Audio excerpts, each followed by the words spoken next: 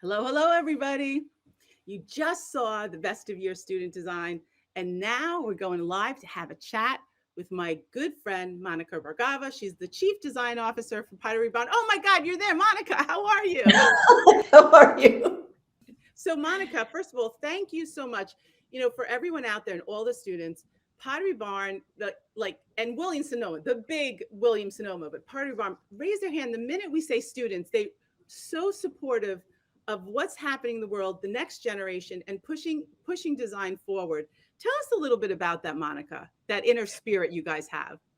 Williams Sonoma Inc. and Pottery Barn, as part of Williams Sonoma, Yeah, we just love design. We love that we're in the business of home. And people usually are happiest when they're at home.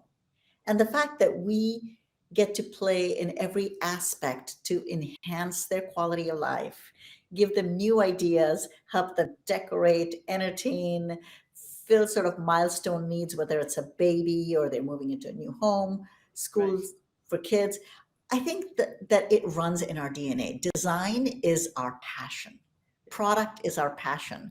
And we design original, stylish, sort of new products at our San Francisco based headquarters. So I'm in San Francisco right now.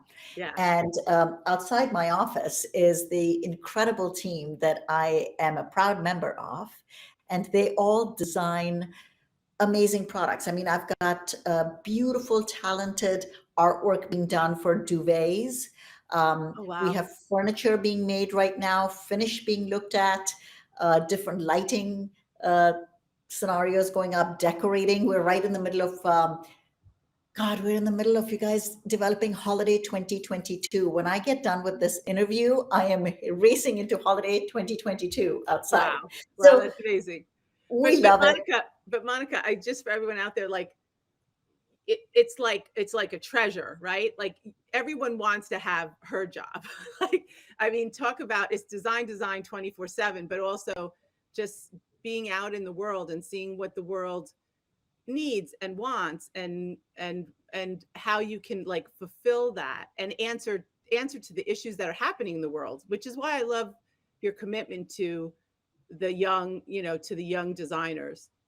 Well, I think that we were all there, and if we don't fuel and support the young designers, we are not going to have our own future ahead of us. So, literally, I believe that um, fostering talent and nurturing talent that is exceptional at this stage is something that we owe back, and it's time for us to give back to the community of design because that design community is such a big part of our DNA at Pottery Barn.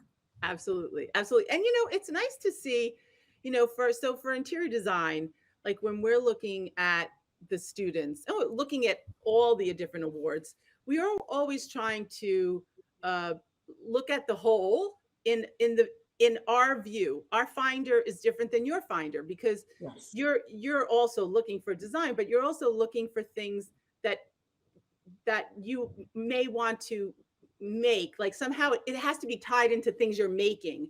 Yes, it has Mine to is be. being tied into things I'm reporting on. Yes. Ours is tied into definitely commercial viability that is accepted by our customers, that our customers want and love. We're solving everyday Yeah. needs. And that's extremely important. But I want to go back to what you said about students and young talent. And something that a lot of people don't know is that most of my top leaders today, the top design leaders in my org, all started as either interns or and most of them have been part of my journey for the past 21 years with this company, and we Wow. worked together for so long, and today they're vice presidents and directors and all of that, but they started out of school. I love that. It's such an important message. I have many, also on my team, many people who started when they were young too and are still with me, which I'm so appreciative about. But it's so true that every job you have is important. And that one job could be your future. You never know. So you always have to give it your all. And Yeah. that's so and talk about the women, how you all support women. I mean, all, at the top down, it's a women's company. It is, but we're very diverse. I'll have to be Yes, very yes, honest with you. Yes, our CEO, who I had the wonderful opportunity this last week to spend a couple of days, we were just out there observing the world, looking at decorations, driving around, looking at what people had done with their homes. So nice, you know, we are very tied into it. yeah, Um, we spoke about just diversity of talent, yeah, having different artists and designers work with us.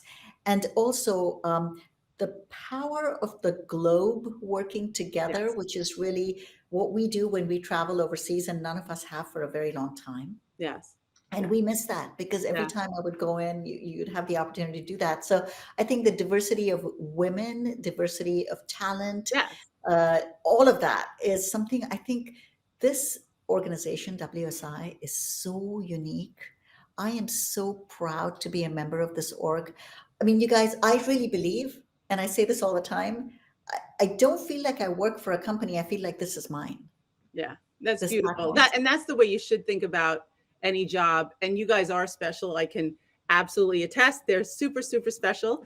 And what you say is so true. This is what I get excited about. Even looking at the student competition, is they're from all over the globe. I can't pronounce the names. They're from all over the globe, which which I'm sorry, you guys, but amazing. And that's also when we do our best of year projects, which will be on Thursday, literally judging like 1,100, almost 1,200 projects from literally all over the globe. So Wow. Wow. that kind of perspective, it's a joy, it's a responsibility, it's an inspiration, and we do miss not traveling. That's for sure. Well, Yeah. you selected a you selected three students that we'll talk about.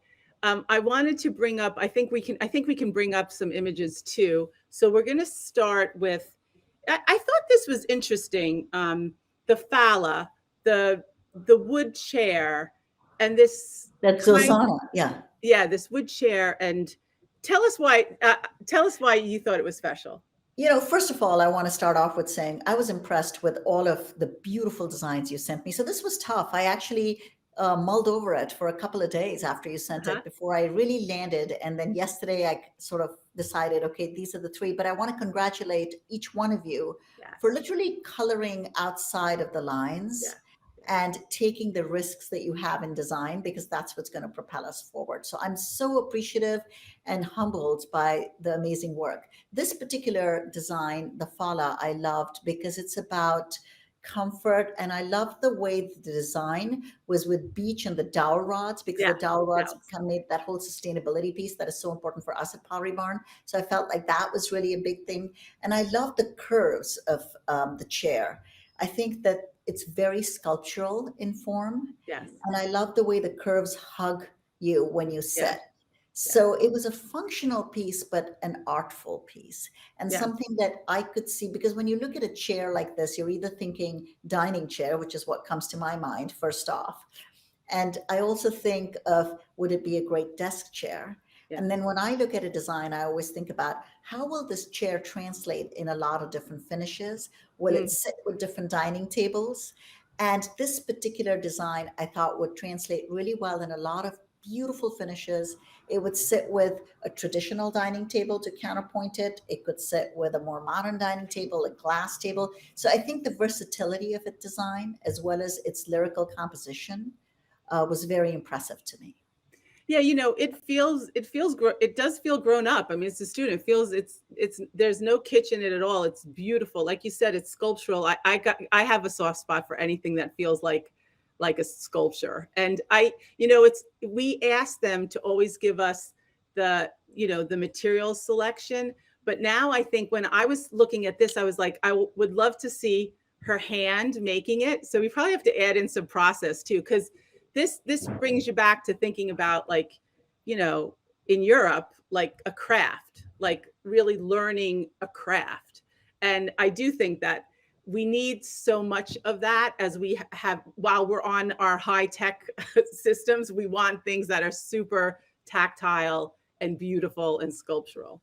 Cindy, also what I loved is the photo, which we have up on screen right now, where the hand is sort of resting on the arm of the chair and it embraces the soft, gentle curve. It felt ergonomically really comfortable. Yeah. So I noticed that as well, because a chair is also a lot about how you sit in it.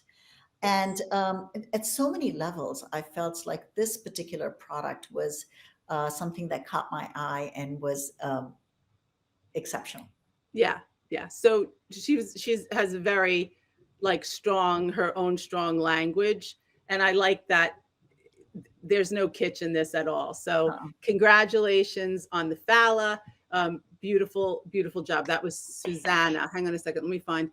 That was Susanna from, hang on, let me find her. Zozana Yes, Capron. Susanna. Yes, yes. There we go, Capron. Yeah, fantastic. Okay, let's go. I do want to, I want to talk about the mushroom series because it was a delight. Tell you first, you tell I me know you why you would. struggled with saying Ahmedabad. Yeah, Ahmedabad. please help You me. know, Please help the me. funny thing is, I Um, interviewed there many, many years ago to try and get into that fabulous design school, and I was rejected by them.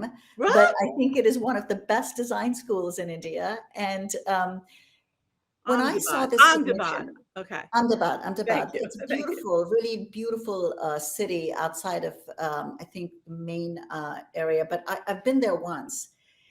But the designs really inspired me because to be looking at mushrooms and all the different forms of mushrooms. And right now in San Francisco and in California, as we're walking around, you see them sprouting with the moisture. Yeah, So I see all these different ones on my walks and literally clusters of them. And I yeah, thought, how creative and innovative to be inspired by that. And the range of materiality that was used to use that, to do that expression, whether it was jute or it was the silk shibori fiber, the terracotta, or the yeah, metal. And also, I love the glow that they gave because the glow was literally something that felt luminous and warm. And I think very artful. This is not necessarily task lighting that was developed, but it was something that you would want in your room at night. And it's also a conversational piece, is the way I looked at it. Like each one of these pieces were extremely artful.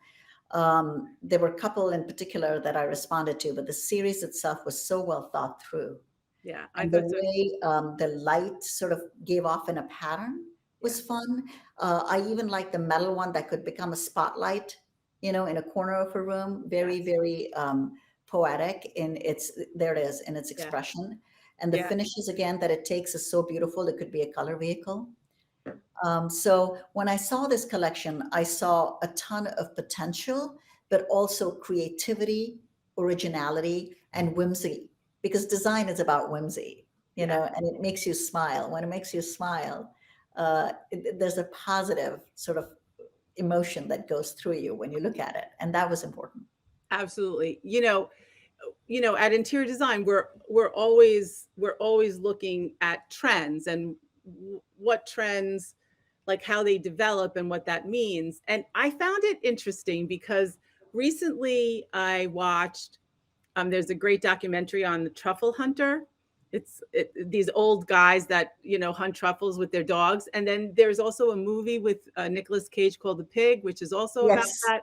And I said, that to me is a little bit of some sort of back to nature trend, and she caught the essence of that. I don't, No, I think again, it's, I couldn't agree with you more. It's such yeah, a beautiful series of lighting, and lighting yes, is hard to design. yes, And to have this range, particularly these two that have been up on the screen out of the yeah, series, I think are the strongest. And not that the others aren't, but I just yeah. think these two are really beautiful.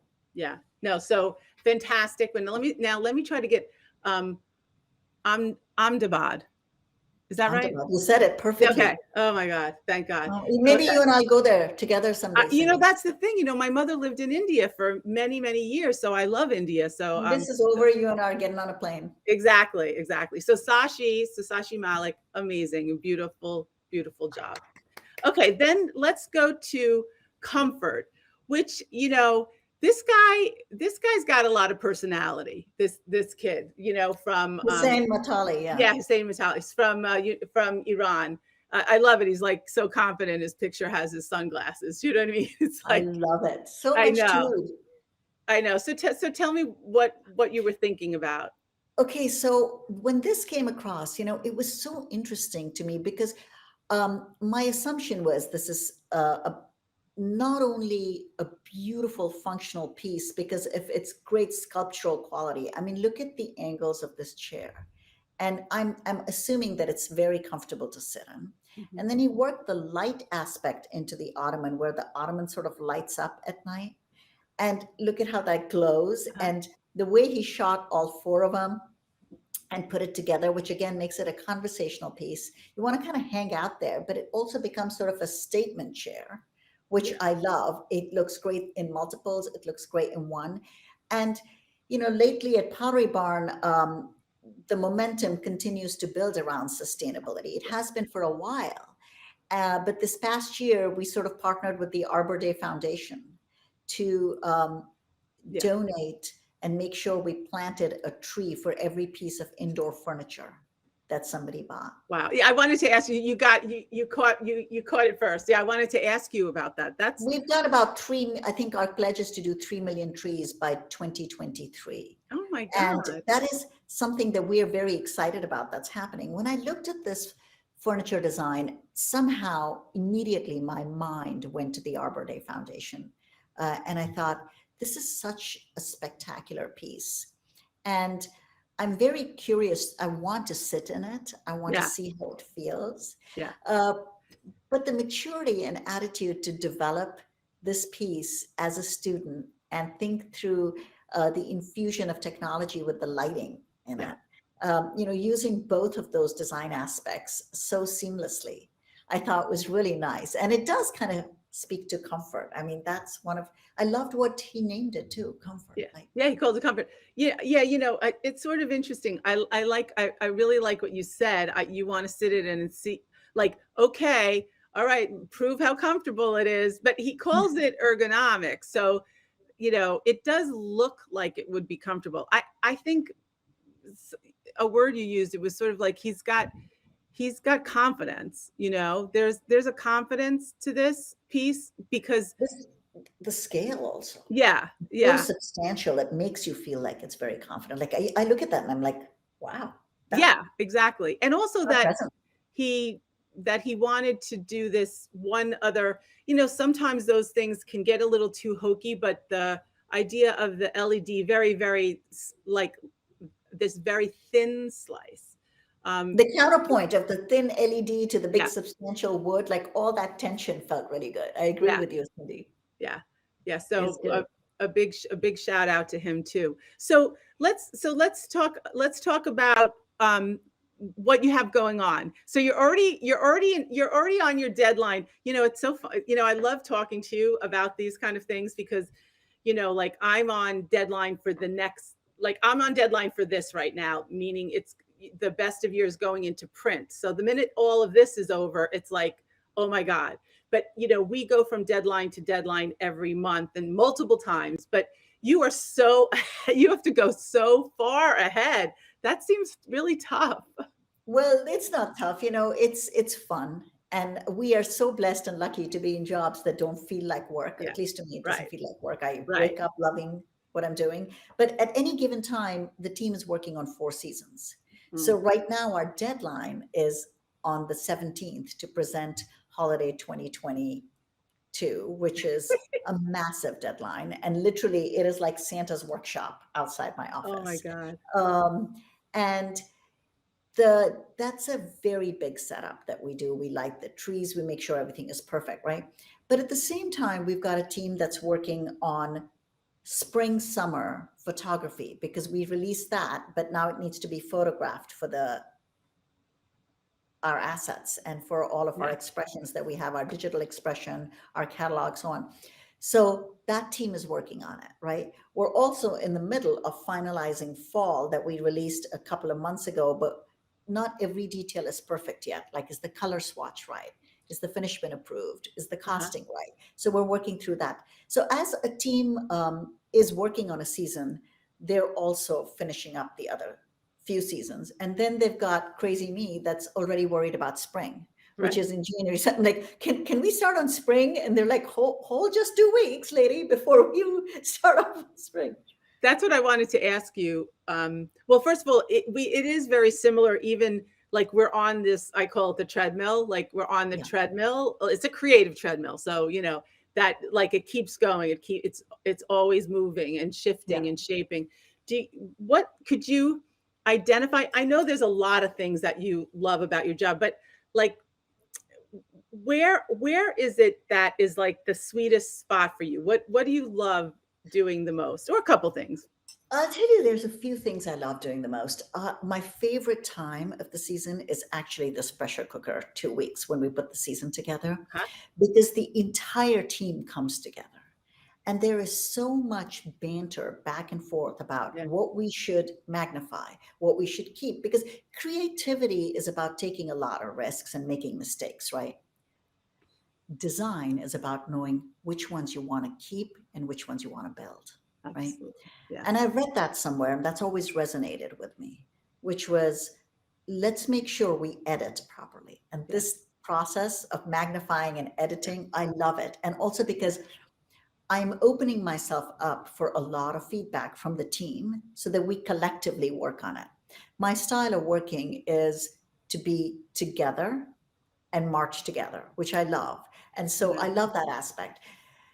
The other aspect I love is that just the business that we're in, which is making people's houses into homes and helping them celebrate these milestones, whether it's Hanukkah or it's Diwali or it's Christmas Yeah. or it's their first, you know, Christmas together, whatever it may be. I love that aspect of our business. Like there is nothing about it that you don't want to do, whether it's designing the coffee mugs that you're going to use every day, or Yeah. that chair you're hanging out in, or the desk you're using, or the bed, or the beautiful comfy throw. I mean, one of my favorite things in product is to, when we get to test something and you see whether it's really standing up to its use. I love that. The It's part wonderful. I also love is the Yeah. travel. Ah, The travel. You said I could say mhm. three things, so there I am. I There you love the go. travel, and I've been so sad about not being able to Yeah. travel Yeah. and not seeing all the craftspeople in the factories. Because when we go in, we have the ability to walk into the factories, work with the master craftsmen, and their eye and their ability and their understanding of the medium is so Yeah. significantly superior over ours that they actually propel us into doing things that are different. And I miss that Yeah. because in the past 2 years, I haven't had that. So I feel like they take us to a different level Yeah. when they are in their very humble and sweet way saying, would you like to try it this way? I had another idea. I tried it this way. And you're like, actually, your idea is better. Yeah. So let's Yeah. go with that. Well, that brings up two really good messages for the students out there listening.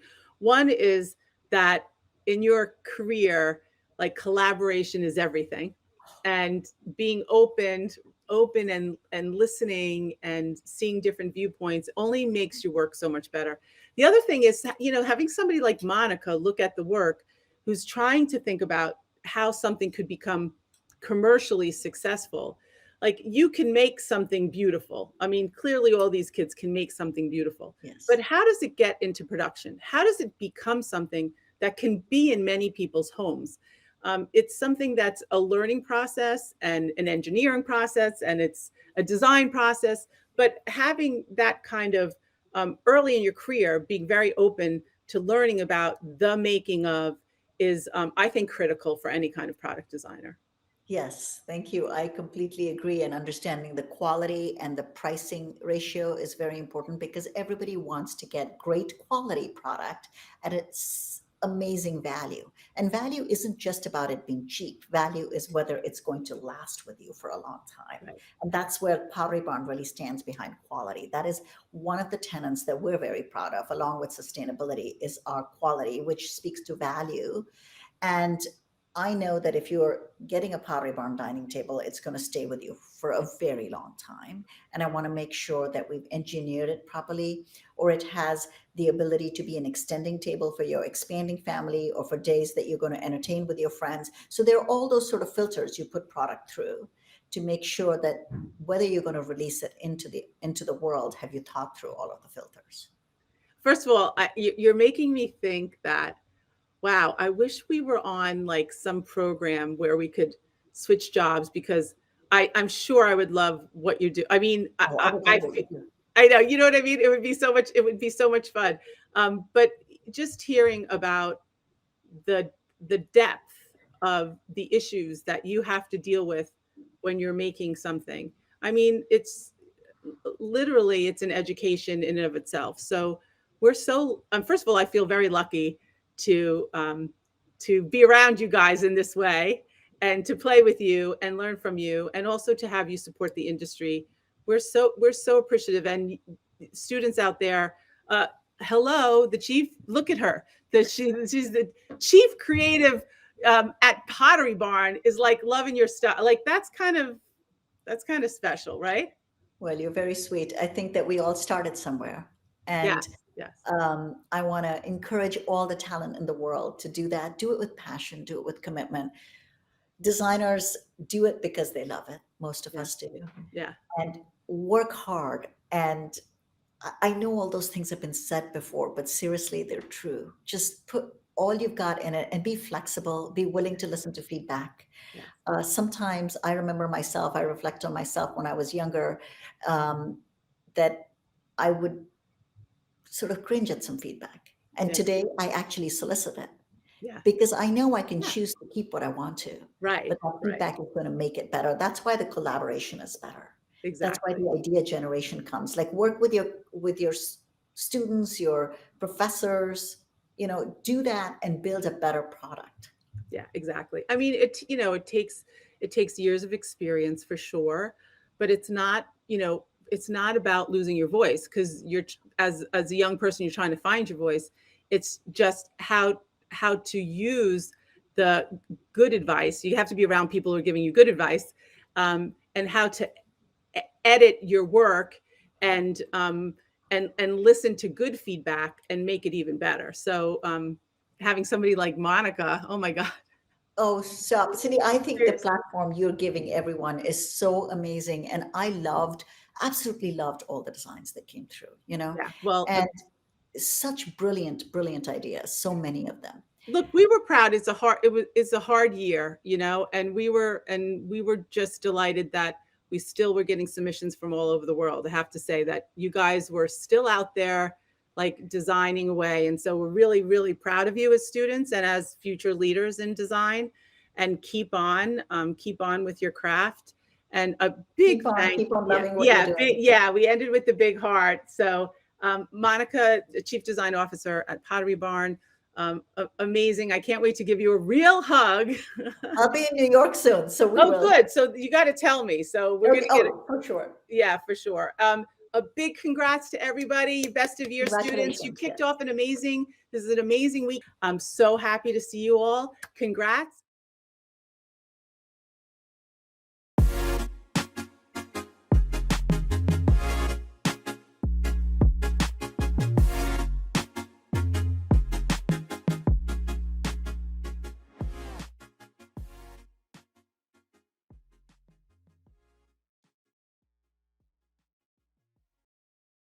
Hi, everybody, and we are live.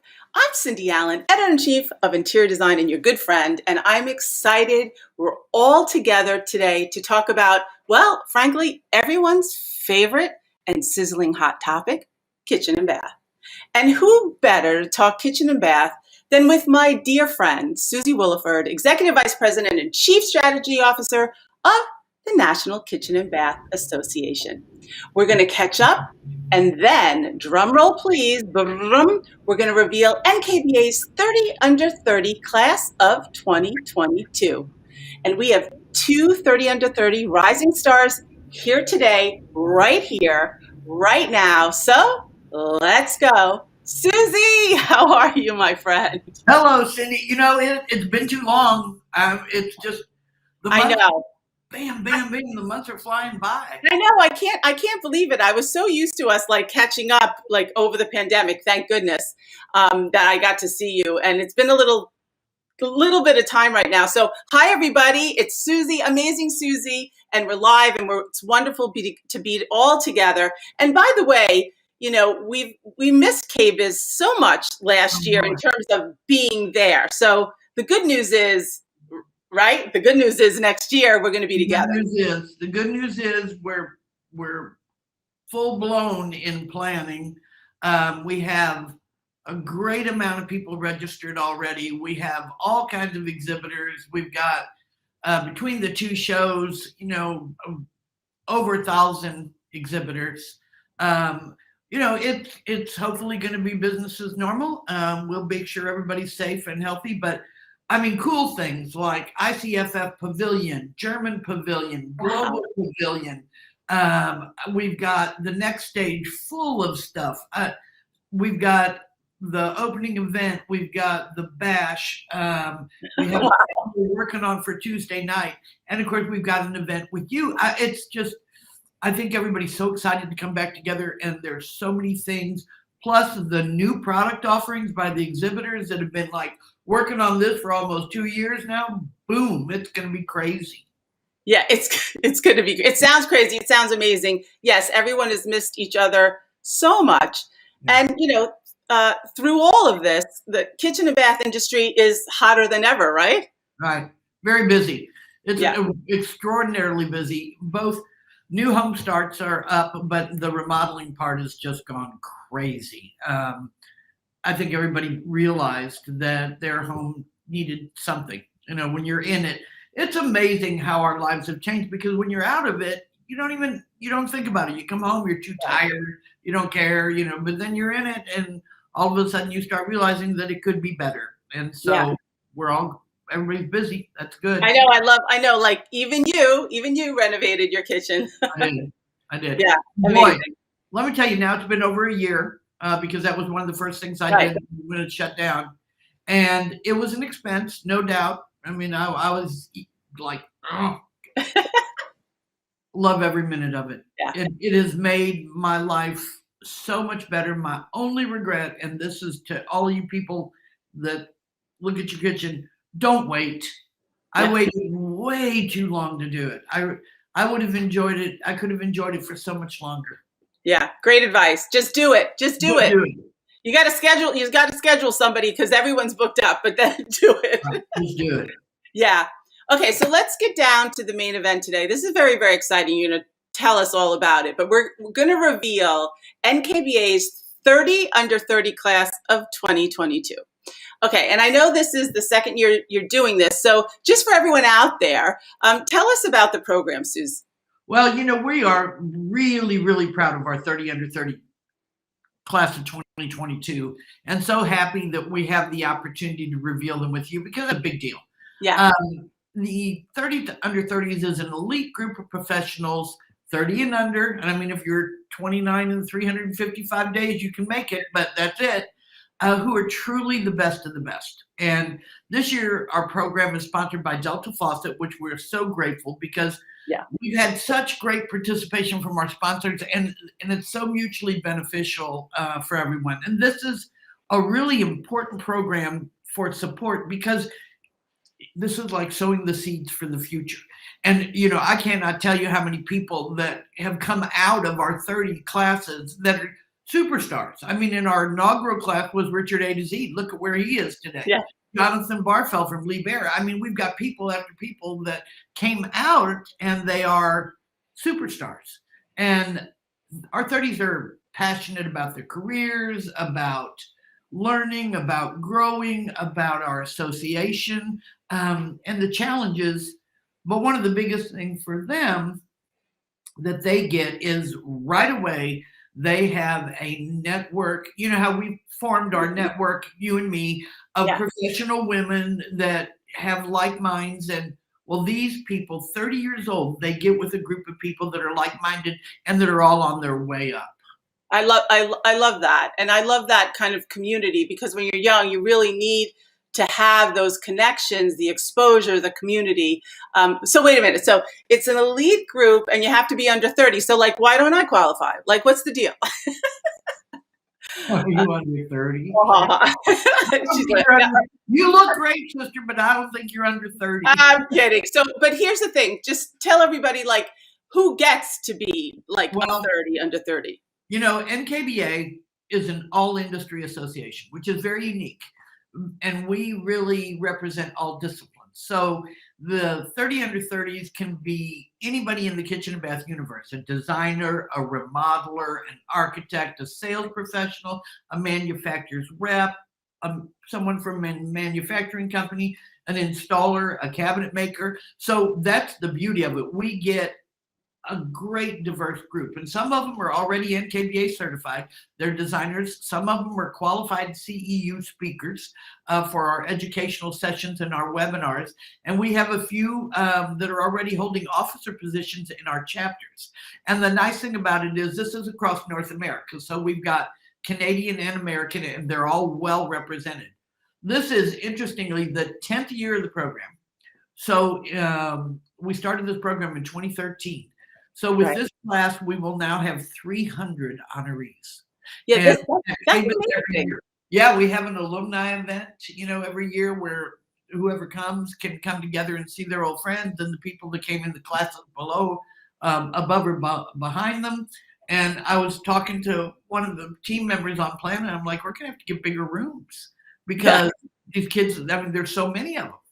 Yeah, no, that's great. Yeah, just to be, first of all, a decade, that's like a real thing. And just to be clear, so it's a decade of the program. This is the second year that we have been doing this piece of it, sharing it with everybody in this way, in this sort of virtual way, which is fantastic. So, Susie, tell everybody some of the, I know there are a lot of perks, but give us a Cliff Notes version of some of the perks.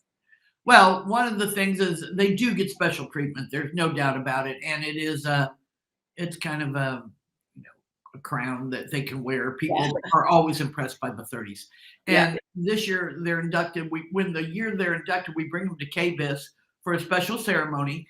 And when I say we bring them, we pay their way. You know, they come and they get special treatment. And then they participate in the 30s Choice Awards for the show. And I love this because they identify major trends, but they look at it from a different lens because they're a little younger. They identify the trends, product design and innovations, technology, sustainable business practices, and emerging business models. So they do have to work because this is not easy when you can imagine the size. And they shine in front of the whole industry when they're presenting their findings. Everybody gets to see them. And because KBIS was virtual last year, I felt really bad about that. Yeah, me too. 2021 class is like, did they get gypped? So we're actually going to bring them to KBIS in 2022. Oh, good. I think that's fair. But you know, their notoriety and the stuff they get to do does not end at KBIS, because as current alumni members to the program, they're usually invited to special events. Sometimes they go to factories. They do thought leaderships and summits and experiences for years to come. For instance, SKS, who was a sponsor one year, brought them out to their design center in Napa. It was I got to go with them, which was kind of cool. That was an amazing couple of days, and I know they're still talking about it. And it's a great opportunity for also for the sponsor to use them as a focus group. You know, they're very thought-provoking, and because you're getting all different aspects, and Delta has been so involved and so excited about the 30s that I think it's going to be a great year for them. That's wonderful. I mean, look, there is nothing like, so for any under 30 out there, there's nothing like having this kind of support from an association, from the association that you want to connect with, that you want to connect with others, that you want to learn from and grow. So I applaud you sincerely for them and for the industry, because we're always looking for the future. So one last question, if you would boil it down to, like, I don't know, a few fundamentals, what do you say is the true foundation of the program? Well, it was really designed in the beginning to first of all, identify and then celebrate the future rock stars, because it became very apparent that the youth in our business, our industry, and our association were really, truly rock stars. I mean, I'd go to chapter meetings and it was just blowing me away. Right. I call them kids, and I'm not being disrespectful. Right. Me too. I get to call them kids. Yeah. It was evident that they would be leaders, and it wouldn't be the long, arduous road that I took, probably you took, these kids are going to move quick because they know what to do. And the program is really about learning, networking with some of the top executives that get to know them, designers and other professionals that become aware of them, and the fact that they have the opportunity to share innovative ideas and get to be disruptors in our industry, which is kind of exciting. So we're really proud just to play a role in nurturing and identifying their professional development. When I see one of them excel, I have to say I almost have, like, I don't know, this tremendous pride. Bill gets so excited about the 30s, and I almost feel a little maternal on the whole thing, because you watch him grow and you're like, you know what? I don't know. We didn't do this, but maybe we had a little tiny part. Maybe we had a little tiny part. For sure you did. And I feel the same way with the design community. I feel like they're all my children. So we're both maternal in that way. And I think it shows. I think the care and the love and the support shows. Okay, so wait, we got to get them on. So for everyone out there, so lucky that we have two of our 30 under 30s are coming live, speaking with Cindy and Susie right now. We have Cara Hansen. So she's from Triple Dot Design Studio. That's in Vancouver. Canada has amazing talent out there. And then we have Jesse Jarrett. He's senior designer for Jarrett Design in Pennsylvania. I love Pennsylvania. We got to talk about that. First of all, congratulations, you guys. How are you? How are you feeling? Thank you so much. Yes, very excited. Thank you so much for having me. And yeah, I'm thrilled to be here. Yeah, Cara, how are you? Cara, I don't know if your volume is on. I'm sorry, I unmuted myself. Yeah. I'm good. I'm really excited to be part of this group. You guys kind of hit the nail on the head that it's going to be an amazing networking opportunity. I'm super excited about meeting people all over the continent. So it'll be really cool. Fantastic. Okay, so before we get started, we want to show some of the work, which looks really good. I do want to ask you how you guys have both managed during the pandemic. How's your business? And how's it looking? Is it feeling pretty bright? Is it getting brighter? Jesse. Sure. Yeah, it's grown a lot. We've had a ton of projects coming in, and I think at one time I had maybe 30 projects of my own. So it was a lot to balance. We still do have a long wait list of about, I think, 4 to 6 months. So we're just trying to keep up, and back orders have been crazy. The project management has had to ramp up a little bit. We just have to be on top of things and follow up with people and make sure that we're doing our part, and it just requires a lot more patience and understanding, but we've seemed to grow a lot through it. Yeah, I mean, Cara, you and Jesse, both of you it's sort of in the family, or there's connections throughout. So I imagine that your families have been able to give you some perspective as well, which I think is really, really helpful. Cara? Sorry. How's it been? It's been good. I mean, it's been the best year for my business since I started, and that's really fortunate as a new business going through a pandemic. I actually hired my first employee at the beginning of the year, so I was like, I don't know how I did it all on my own before. Right. Yeah, and you started your business pretty early on, just a few years out of graduating college. How hard was that?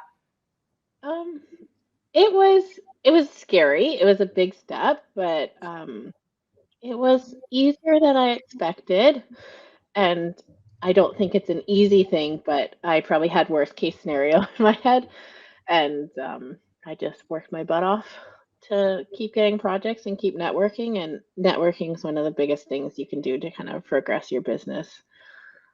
That's for sure. Among other things. And Jesse, your mom is a designer, right? Yes, she's the owner of Jarrett Design, and she's been designing for a long time. Even before she started this business, she built a house for us growing up and fully renovated a second home for us. So yeah, she's been doing this a long time, and she's been my biggest mentor, the one who's really taught me this whole industry.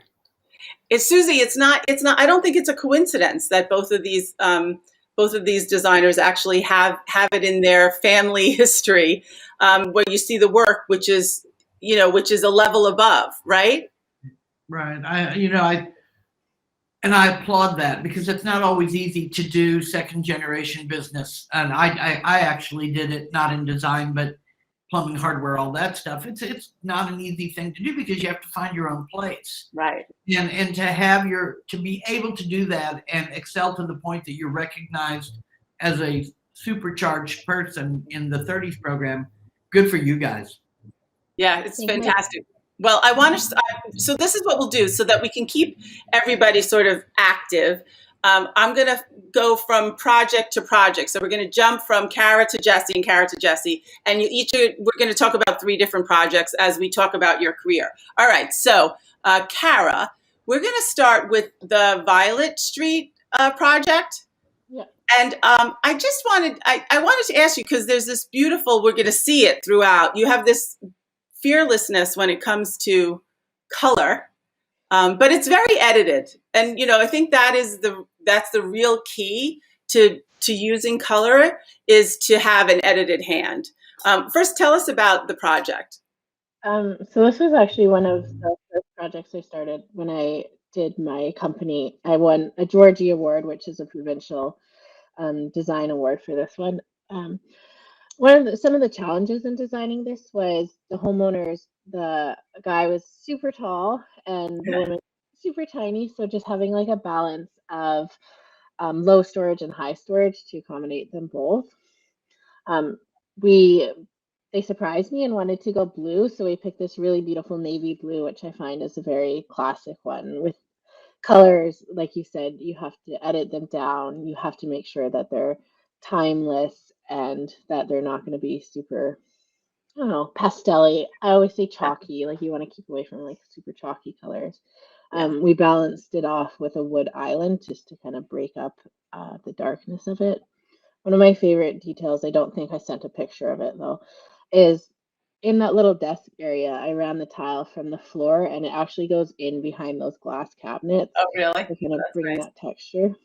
Yeah, and we completely opened up this main Yeah, floor. because it's open to the living room, right?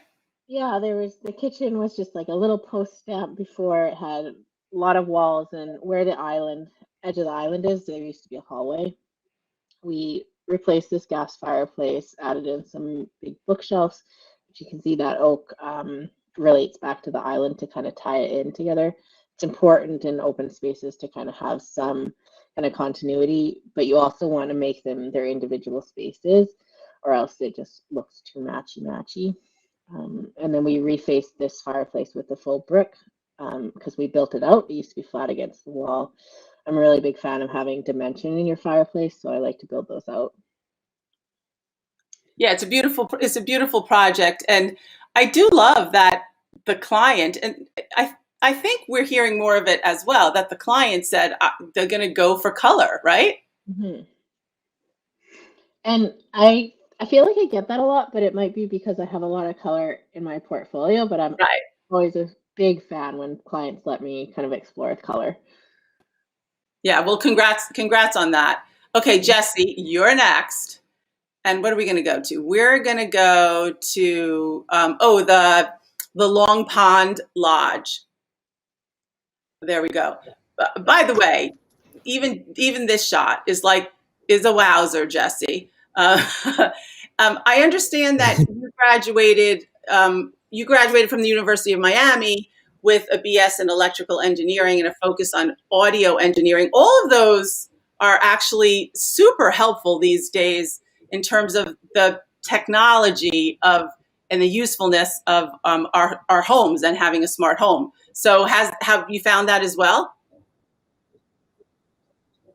Yeah, I think the biggest thing I took from engineering was problem solving and critical thinking, which definitely comes about in the design process, but especially during installation when things don't really happen the way you want them to, or something's discovered and you need to problem solve through that. As far as like smart home technology, we're I guess we're getting more and more into it, but it's more just lighting and cabinet accessories and new appliances like steam ovens and built-in coffee machines. But we haven't gotten into a whole lot of some of the home systems that are pretty unbelievable now that you can, use your smartphone to do just about everything.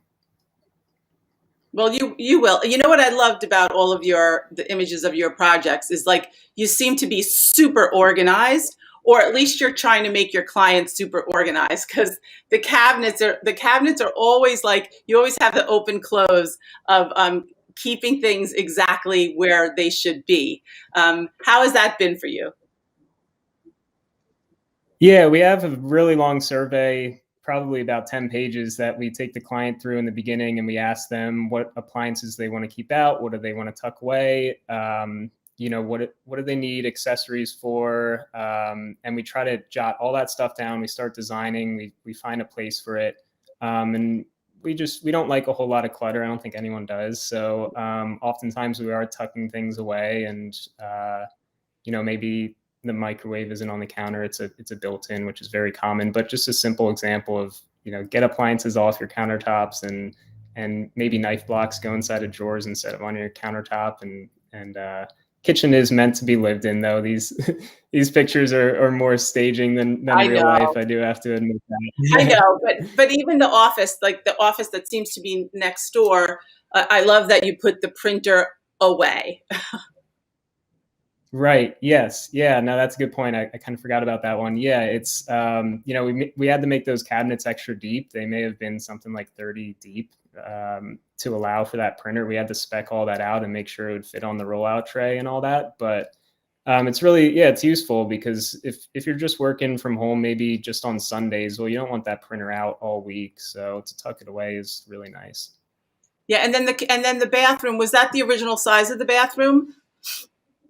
It wasn't actually. No, we had more room in the bedroom that's on the other side of the wall that the vanity's on, and we took some space out of the bedroom. We just didn't feel like it was necessary, and it did a lot for the bathroom, because the layout before was just really, really tight. Everything, a really small shower, and I think there were two separate vanities. One was just like a makeup area, and then there's just a single sink. So pushing out that wall really allowed us to get a layout that we felt comfortable with, to do a double sink vanity and a shower.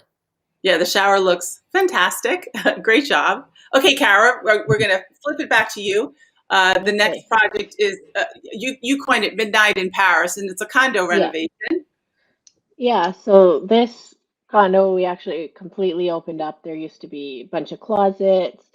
The kitchen was really closed off, and because it was a top floor, we were able to remove walls without really compromising the structural integrity. And we did this beautiful chevron, I think it's a chevron, I can't remember anymore, but a beautiful chevron floor in there. And then I designed this kind of custom built-in table, because it's not a huge space. So you have to really maximize everything. So we did this nice waterfall detail against this butcher block countertop. And then we put in a new gas fireplace and floating shelves there. But it was just a beautiful space because there's so much light. Yeah. The light is lovely. And I like what you said too, that you opened it up, but it's not such a big space. So you still had to be super clever about, how you created a dining room table, and it works so well. You also did, the bathroom is quite beautiful in this project. Is it upstairs, or I was trying to figure out where it was? No, this is actually the ensuite. So it's just off their bedroom. This was phase 2. So we did this a couple of years later. But this is probably one of the favorite vanities I've designed, with that fluted front. Yeah. And the clients really wanted a black ceiling, so we made that happen. But it's actually a really cool element in there because it pulls off all the black fixtures. And then just having that really big mirror allows that light to bounce off again, because it still isn't a huge space. We did increase it by a few inches to allow for a larger tub, and then having this nice kind of textured floor. And then you can see that the texture of the vanity kind of plays into the texture in the tile, because that's also kind of a ribbed tile. Yeah, it's beautiful. You said a couple interesting things for everyone out there listening. Number one is have good relationships with your clients, because they come back. And so this client came back, and this was the second renovation. I love that they wanted the black. It really created like such architecture in the bathroom. But so did the beautiful details of the vanity, and also even this beautiful grill of the door that's outside the bathroom. So we had that door I designed it. It was custom made. So it was a flat panel door, and then had this kind of CNC screen that you can get from Richelieu. And we mounted those together and painted them all out so that we got this texture. But then we didn't want to be able to see inside the closet, so we wanted that solid backing, and then just carried it on with the same doorknobs we had throughout, which also have a little bit of a ribbed texture on that rosette there. Gorgeous. Susie, can you believe we're looking at work from 30 under 30? Come on, right? I'm just sitting here marveling at it, and I love these doors. Everything both of them have done has just been beautiful. Yeah, Richelieu, everybody. Okay, Jesse, next. We have to talk about Pennsylvania. It's so interesting. When I heard that you were from Pennsylvania, this is a carriage house. I mean, there's so many extraordinarily beautiful older homes, so much history in Pennsylvania. It's lovely to see you working in some of these spaces.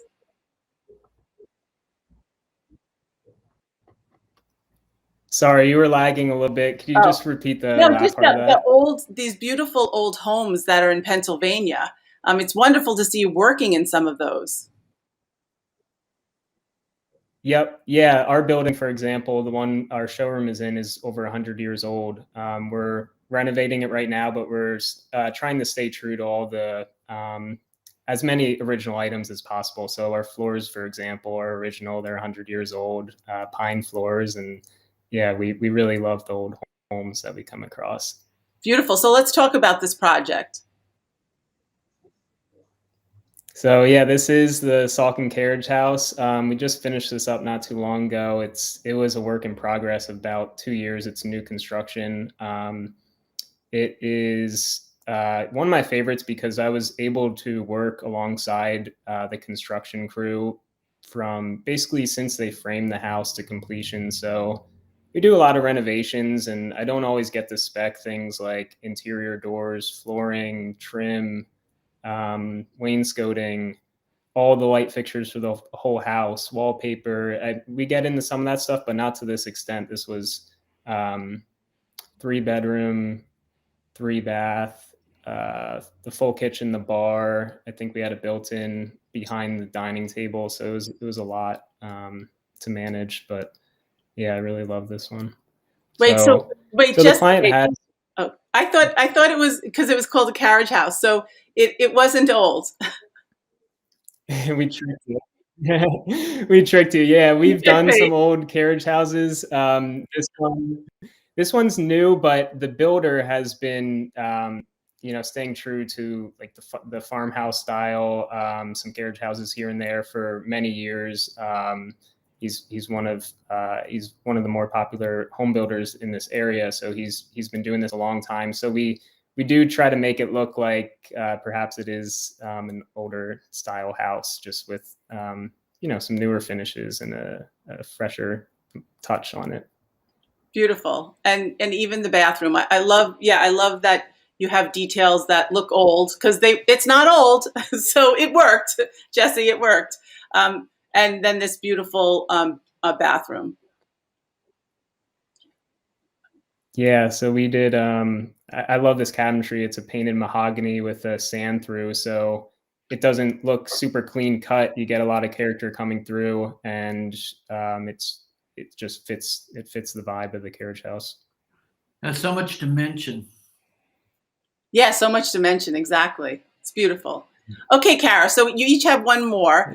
Kara, this one is you called it the Vancouver Special House Renovation.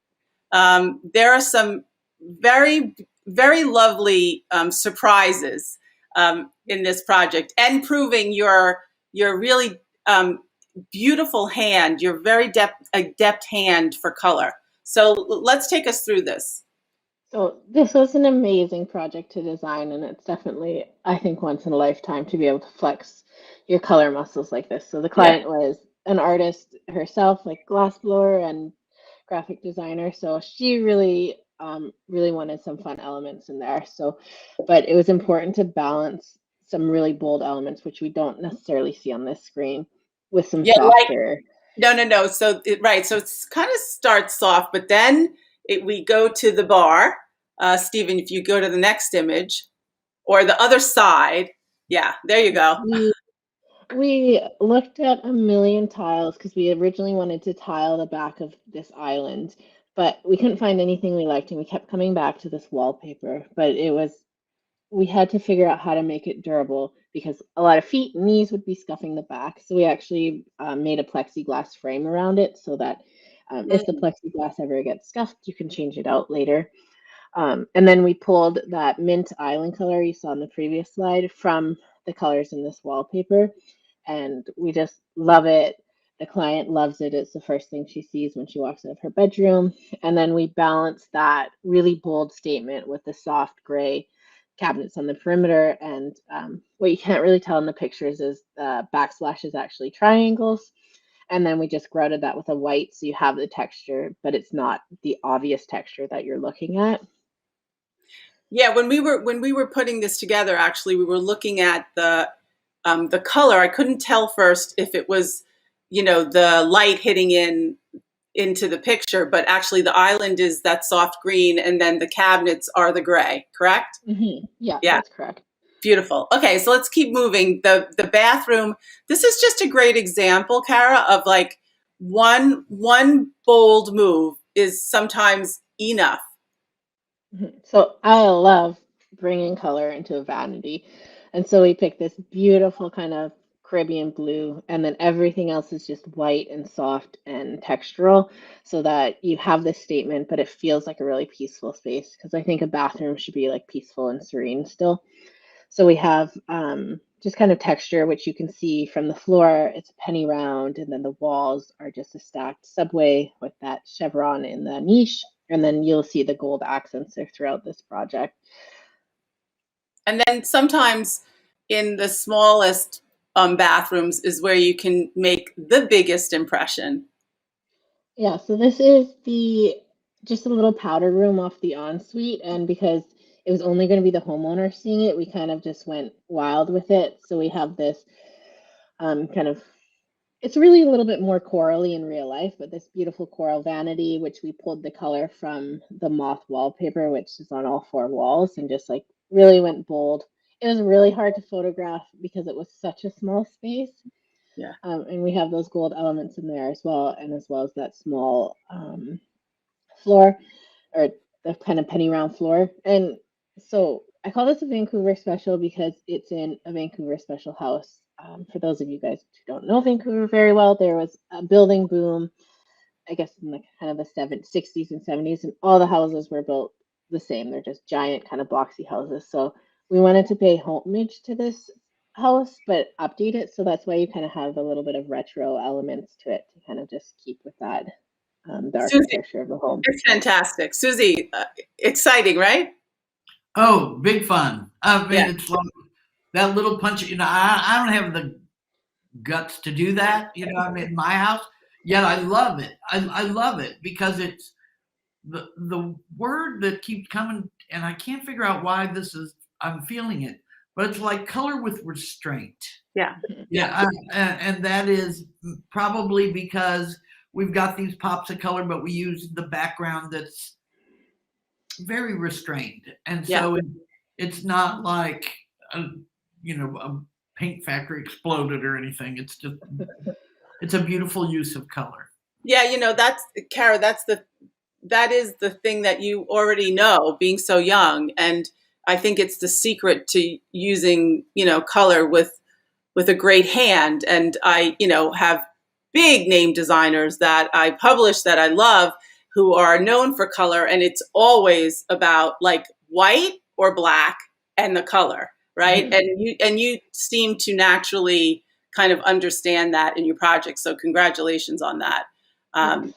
Yeah, it's great. So, okay, Jesse, last one. So you called this one Gardener's Delight. I don't know if you're teasing me or anything, but anyway, it's a little traditional and a little luxe, and it's very, very beautiful. Yes, thank you. Yeah, we call it Gardener's Delight because the homeowner has an extensive garden out back, and she loves to cook. And this home has a lot of angles, so we had to really work with them, and we had to straighten out a wall and to get this layout, because before the island had a lot of wasted space, and it was angled with the angles of the walls, and it just wasn't working quite right. So we straightened it out, and we were able to get the range over onto that back wall, and we were able to fit 2 sinks in. The wall that has shorter cabinetry, that did not have anything before. It just wasn't. We weren't able to fit.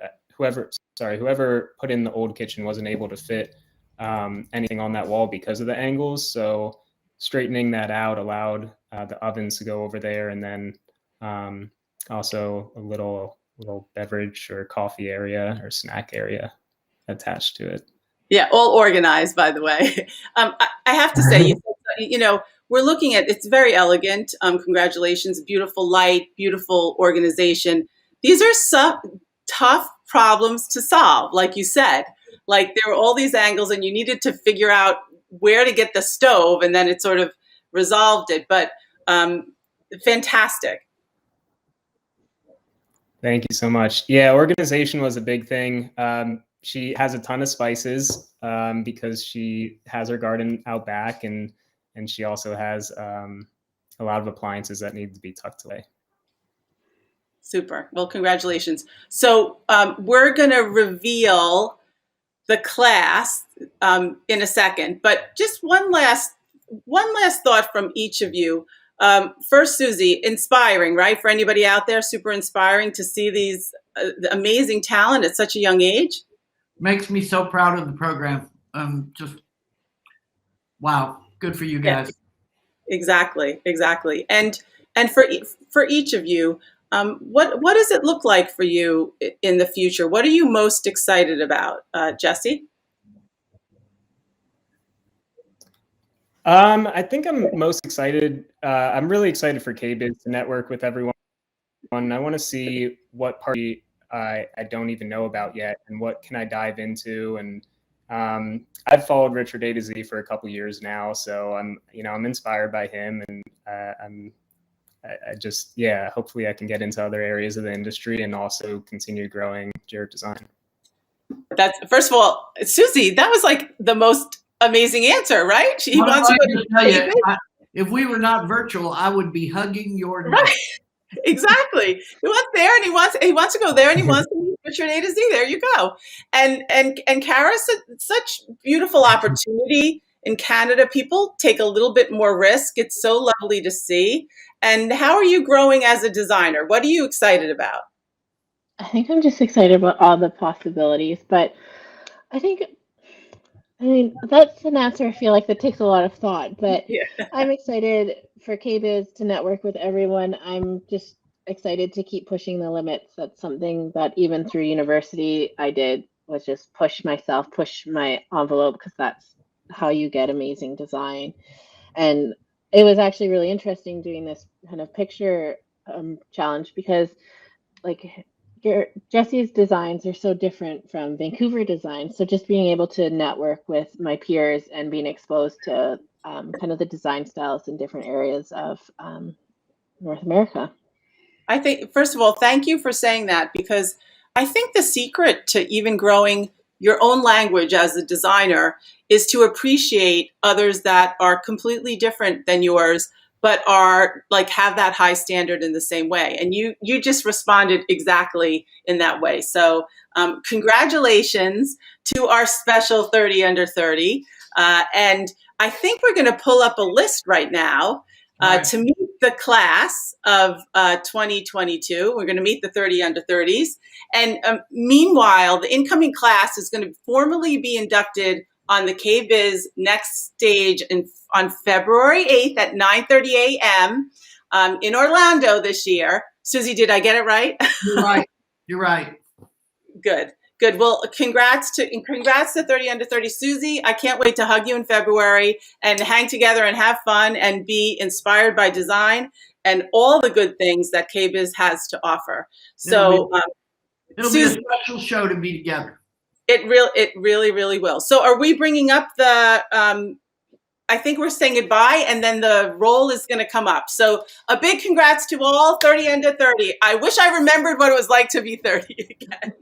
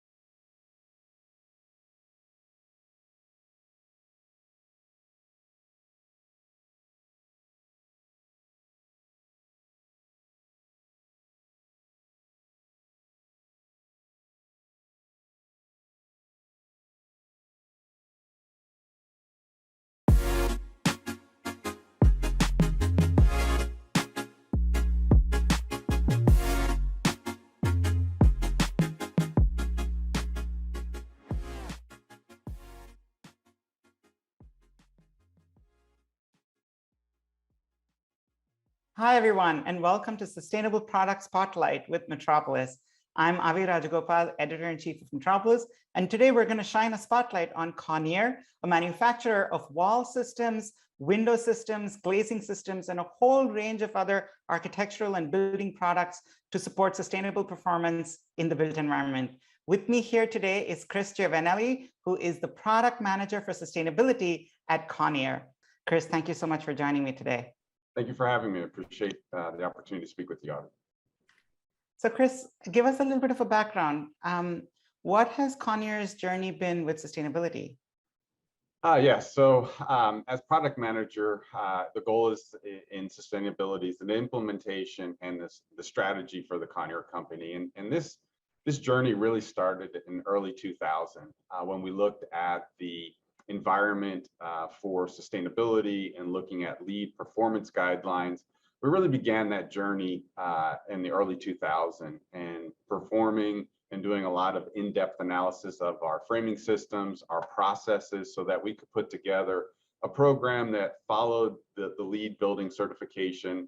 Then over the next several years, it evolved into C2C certification programming, and then it evolved into EPDs, where we look at the development of our processes, our carbon footprint. So the program is constantly evolving with the evolution of sustainability, and the organization is really designing and implementing a lot of these strategies for components that are red list free, that we can now track our recycled content for our billet that comes into the organization and provide that for LEED points processes that are part of the building performance program. So, you know, I like to look at it as defining sustainability is like defining happiness, right? And it can be very challenging and difficult depending on if you're an architect, if you're a building owner, if you're a manufacturer. So for us, it's really touching all bases and developing systems,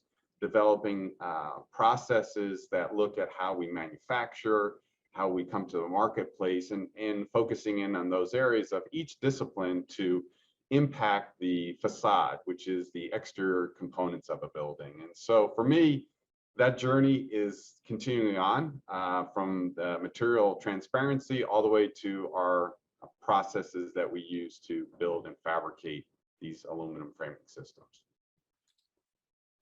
I think for a company that focuses on facades and windows and doors and wall systems, I think that is such a logical journey to take, you know, starting from looking at how the products influence building performance and then starting to dig down into the products themselves, their attributes, their materials, and so on and so forth. You mentioned EPDs. EPDs, of course, are environmental product declarations, and have slowly are becoming a really important tool in our industry as we start to focus on, both red list free materials or, chemicals transparency, as well as, of course, embodied carbon, which is, a statistic that's captured on an environmental product declaration. So that's wonderful. Chris, I love when you said that defining sustainability is like defining happiness, and I'm going to stretch that analogy a little bit. It's like, every time you pursue that goal of sustainability or happiness, you get a little further, you discover more about yourself, you start to look inwards. And I think it's a great analogy for Conier's journey, and for, all of us in the architecture and design industry who are trying to do better by both people and the planet. I want to focus on the most recent part of your journey just a little bit more. You spoke about C2C, which is the Cradle to Cradle certification from the Cradle to Cradle Products Innovation Institute. And you also spoke about, of course, EPDs, environmental product declarations. Can you talk a little bit more in depth about why materials transparency has become important to you, as a building products company? Absolutely. We'll take the first one, the environmental product declaration, the EPD, often referenced in the industry. And really that, to me, Conier looks at that as that's measuring our systems and how we take the product from a manufacturing all the way to the shipment out to the customer. So to me, that's really where you're measuring your manufacturing processes. You talk about the C2C and the certification of a system, right? That's the components of that framing system and how that is applied to the building and the components that make up that system. When we look at the environmental product declaration, that measures your carbon footprint from, the steps that bring in the logs of aluminum to the process of extruding it, fabricating it, finishing it, and then out. And for us, that really measures our next level of transparency. We talk about material transparency, but now we're talking about the manufacturing transparency of what it takes to produce that system. And so for Conier, that journey has started and continues as we have just completed our next, because that EPDs are done every 5 years. And so we've just completed our next, or our certification for our systems and our manufacturing facilities on that 5-year cycle. And so there's been an improvement in the carbon footprint, meaning a reduction in that systems process in carbon footprint. So that's a continuation. That is the next steps in our journey. As we talk about defining happiness, right? EPD is that next journey. What can we do now to lower that overall carbon footprint? And so EPDs really drive the manufacturing of our processes. So that's really, you've got the manufacturing process. And then when we talk about the C2C, that looks at, the material transparency, the extrusions, the components, and the guidelines that we're being held to meet that. And those are really strict, and that's a good thing. And that's what we, innovation drives competitiveness, right? And so we look at that as that evolves into the next version of C2C, just like the next version of the Clear labels, it's making the industry better. And it's driving us from a material transparency in both areas, the material for the framing systems, but also our manufacturing steps. And what's important to note with the Conier company, our EPDs are based off of our framing systems versus an industry framing system. And so it's unique and specific to each of our manufacturing facilities, where we produce many different products to meet the design components that architects and building owners and the designers look for. And the other important thing is specifications. We are starting to see the driving force around C2C in your building specifications.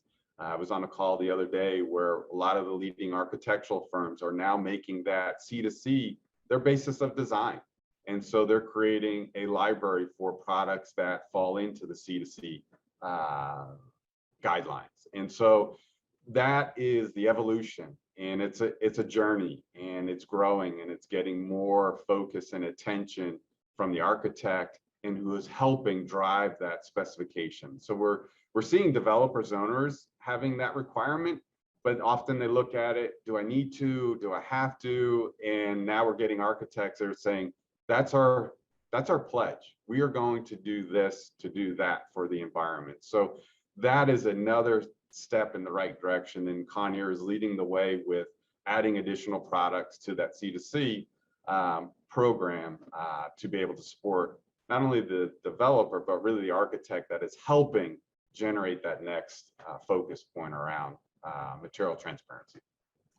Absolutely. I mean, ultimately, of course, what architects and designers are looking for, in addition to a product that is, responsibly made and, has a lower footprint, environmental footprint, whether that's carbon or, on other terms, they are looking, of course, for a building system that contributes to the performance of their building. So I'm wondering, Chris, if you can give us an example or two in terms of how, Conair has been able to support, really high sustainability performance in buildings through the performance of the products themselves, as well as through, all the improvements that you've made.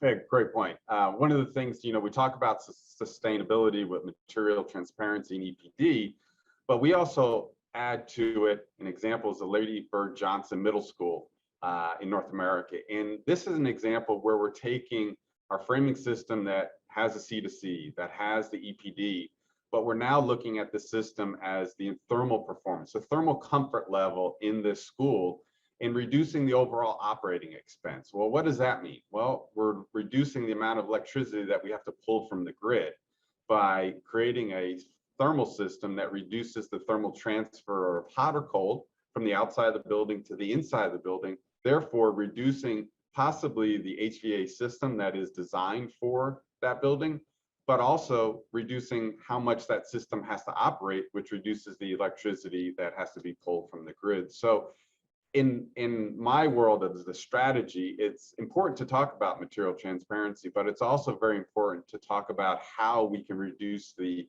amount of electricity that is pulled from the grid. And this system on this particular project in North America allows thermal performance, but also meets the C2C and all of the EPD requirements. So we tie those two together, and that wasn't necessarily the case in early 2000. It was more about the material, but now we're making that connection of electric and usage of or reducing the amount of electricity coming off of the grid. We hear about pledges that companies are making to be net zero by 2030, right? And after 2030, I'm sure the pledge will be, how can we bring energy back into the grid, right? And so that's the journey that Conair is trying to and developing strategies to focus in on. Chris, in this example that you just brought up, it's really interesting. You're talking about materials transparency, and then you're talking about thermal performance, in terms of saving the amount of energy that the building uses in order to stay at a, at a comfortable, temperature level. Therefore, basically reducing the amount of exchange of heat and cold between the building's insides and the outsides. And that's great in terms of bringing down the utility bill. But there is another advantage to what you just spoke about, which is, of course, the comfort of the people who are in the building, right? And so you really, there's a kind of a triple goal that you've hit with that project. And I want you to dig in a little bit more into that last piece. How much do you think about, human health and well-being as you're putting products onto the market, as you're partnering with architects and designers? Because clearly the facade of a building, as you just explained, does have an effect on, how people feel in the space. And of course, after our experiences of the past couple of years with the global pandemic, we've all become especially attuned to health and well-being. So talk a little bit about that, Chris. Yes, thank you. That was, thermal comfort is important, but we also look in one of our framing systems as a light shelf, where we can take natural light and disseminate that natural light into the building. And there's been many studies over the years that have shown the more natural light that you're able to bring into a building, the better the attentiveness, the learning, communication. There's plenty of studies that have shown that reducing, the LED light, for lack of a better phrase, but introducing more natural light improves the overall experience, the dialogue, the learning, the attentiveness that instructors would want in a K through 12, right? Which is no different than a commercial building and developing and creating rooms for interactive communication with your engineering department or your marketing department. And it is an evolution in building facade design where, you know, we want to incorporate more of that natural light. And a great example is the project, the Torre Academy in Louisiana, where we incorporated the light shelf into that design. And that's an important feature because in the design, it's not something that you could think about after the fact. You know, this has to be built into an open area. We're tending to see more, you know, projects where you're creating library space, where you have line of sight of a lot more things than a cube, you know, an individual workspace. You know, the collaboration that happens when you open up things from a mental standpoint is so much more stimulating in that environment than boxing people into cubes.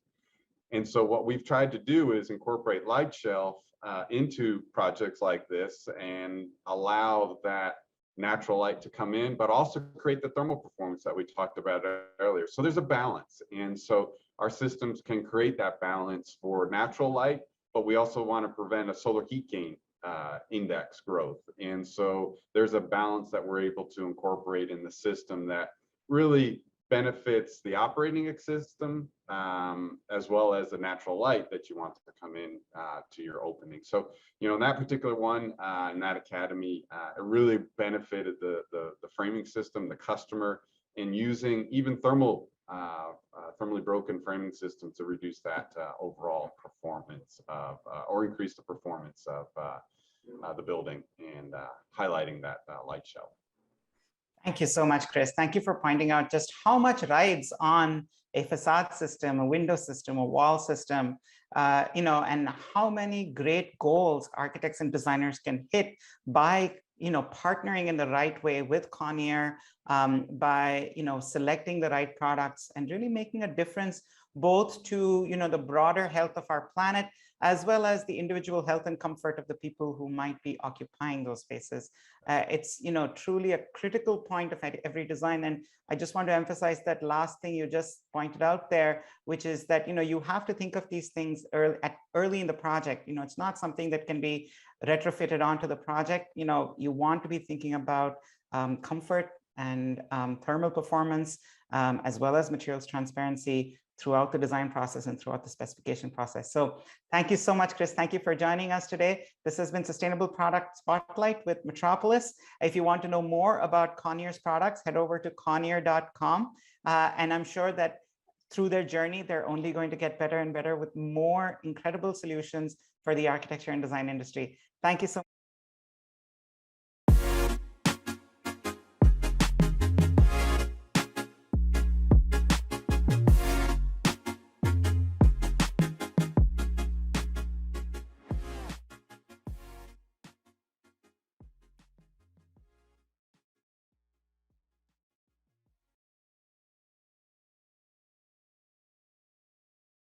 Hi, everyone. Welcome to Metropolis webinars. I'm Avi Rajagopal, Editor-in-Chief of Metropolis. Thank you so much for joining us. We're here today to talk about designing a healthier indoor environment. And that seems like an odd thing to be talking about, you know, as we're hearing the news about the Omicron variant and, you know, a new wave coming to us. But I think it's also the most opportune time for us to be talking about designing healthier environments because the past couple of years have put a real focus on indoor air quality.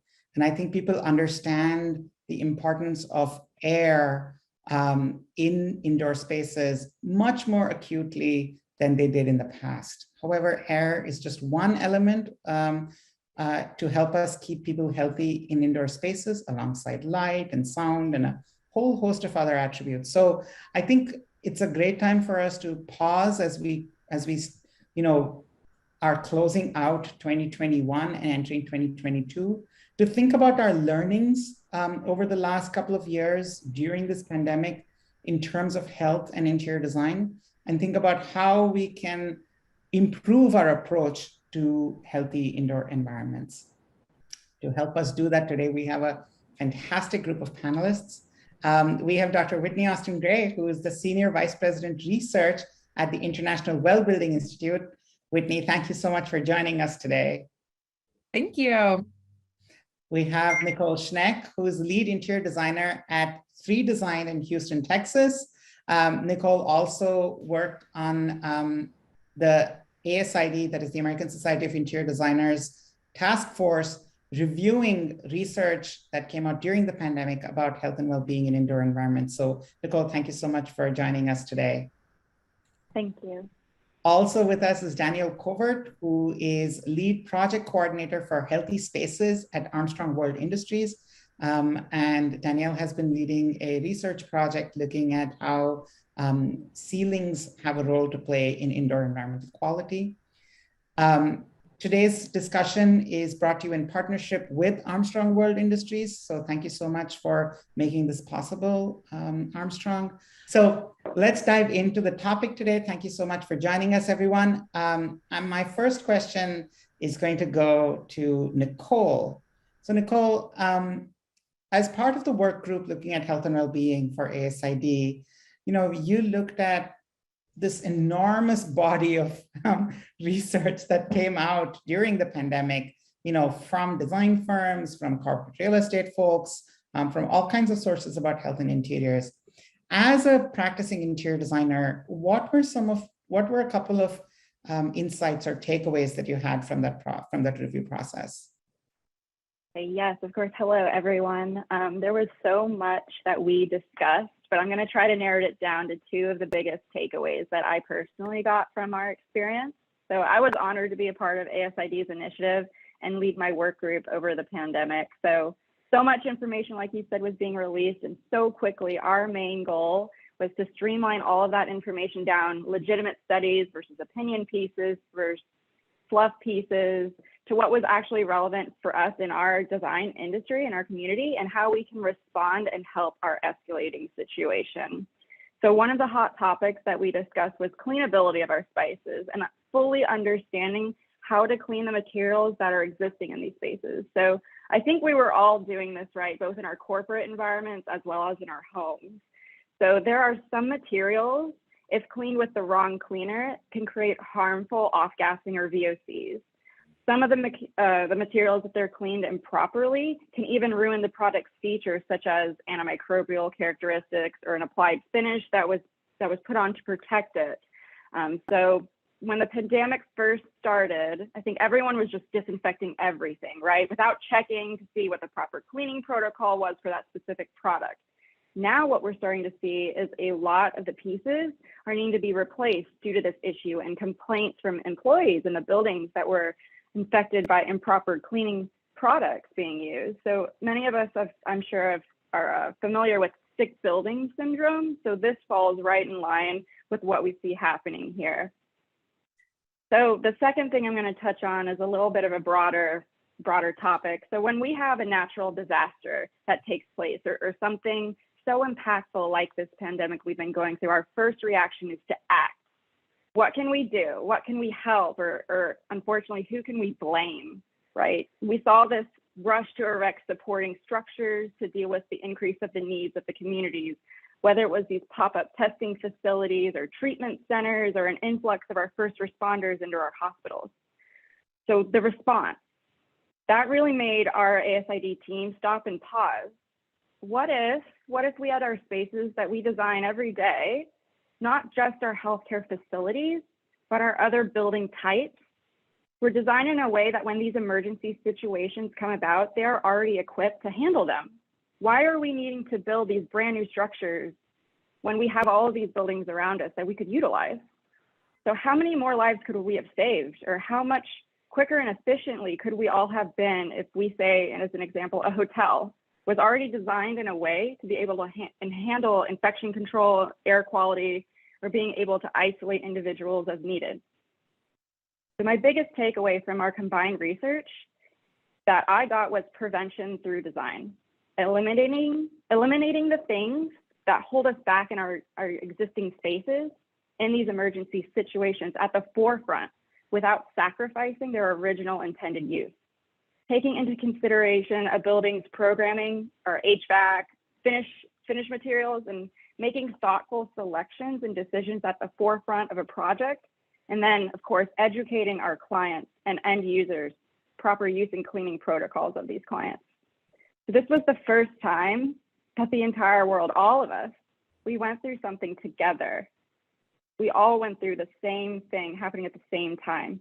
We all were impacted these last few years, and we are all moving forward with how we can better the world from future impacts such as this one. So if we as a design community could come together and integrate these best practices in our projects now instead of later, it will be beneficial for everyone. Absolutely. Thanks so much for that, Nicole. And I love that your two things are also kind of connected to each other.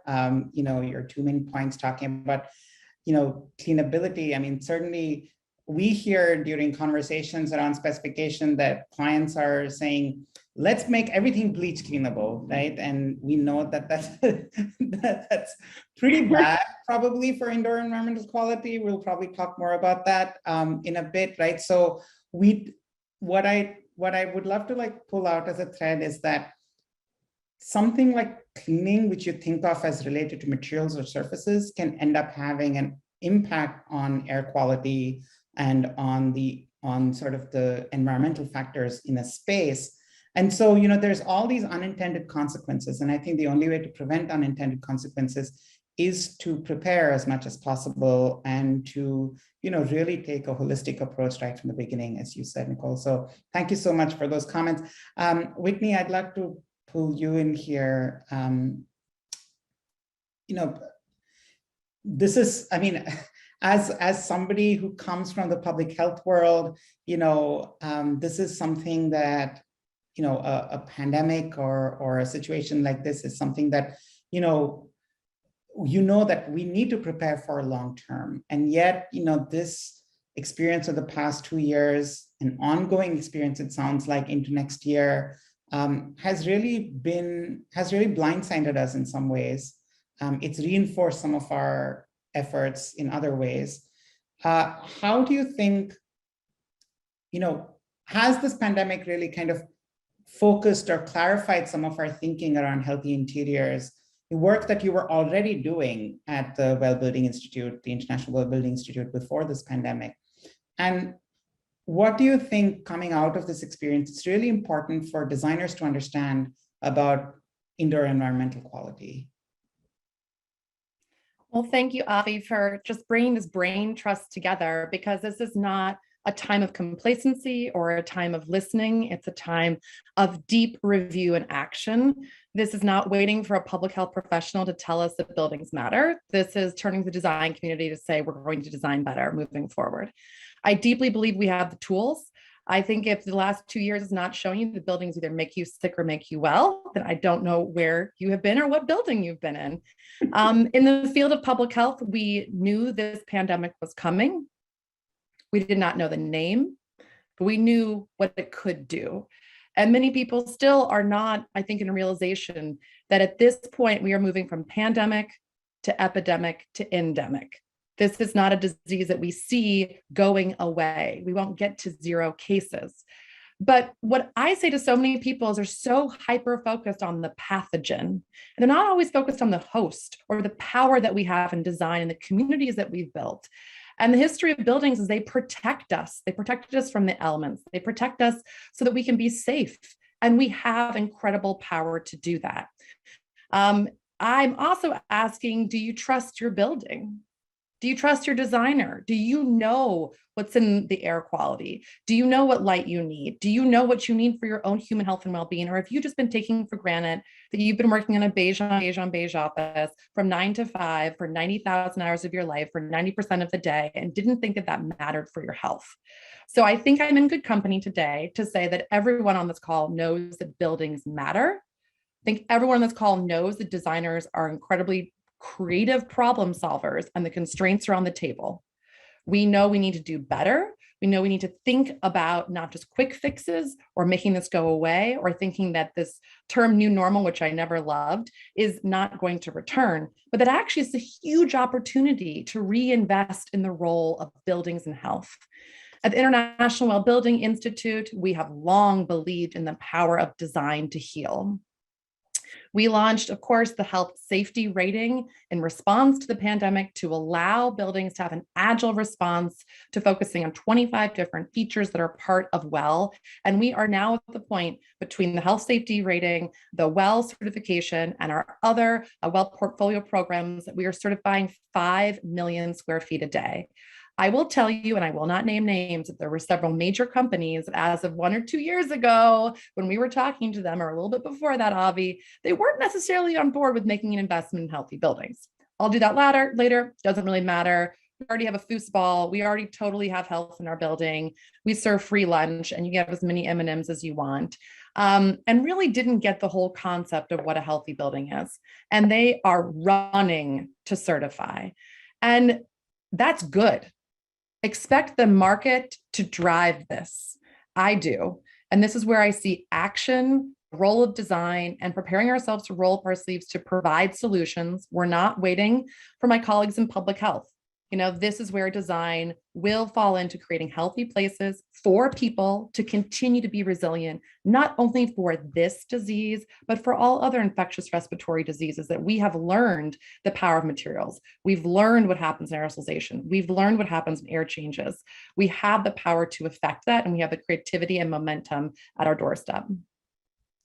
Absolutely. I mean, shout out to you and to all the other experts who have built the expertise, the tools, the resources, the frameworks that we needed for us to really be able to offer expertise during this, as designers during this really trying time. And also shout out, of course, to all the WELL APs out there, doing the good work.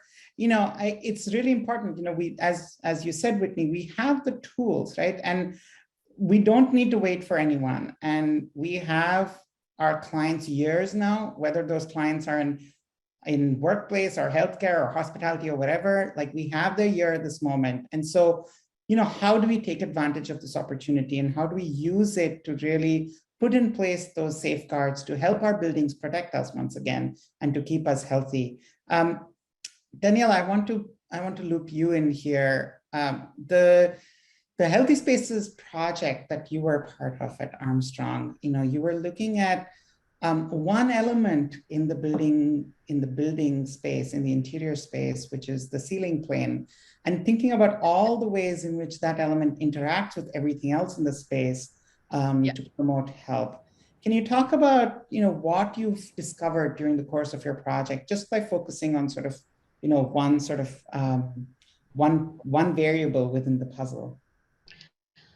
So thanks, Avi. It's so nice to be here and to be with other panel members who are so deep in the trenches on IEQ as we are at Armstrong. But I think we know that ceilings make an impact, right? They divide spaces, they can reflect light, they can absorb sound, they can do a lot of things. But we started this project in the middle of 2020. So we were really, really, really in the thick of things. And we then obviously got to like, hey, we're going to renovate this 10,000 square foot space that we have on our corporate campus to be, here's what we think the future of a healthy office is. We're going to integrate our products that we know make a difference in overall indoor environmental quality, but we're also going to focus on IAQ, right?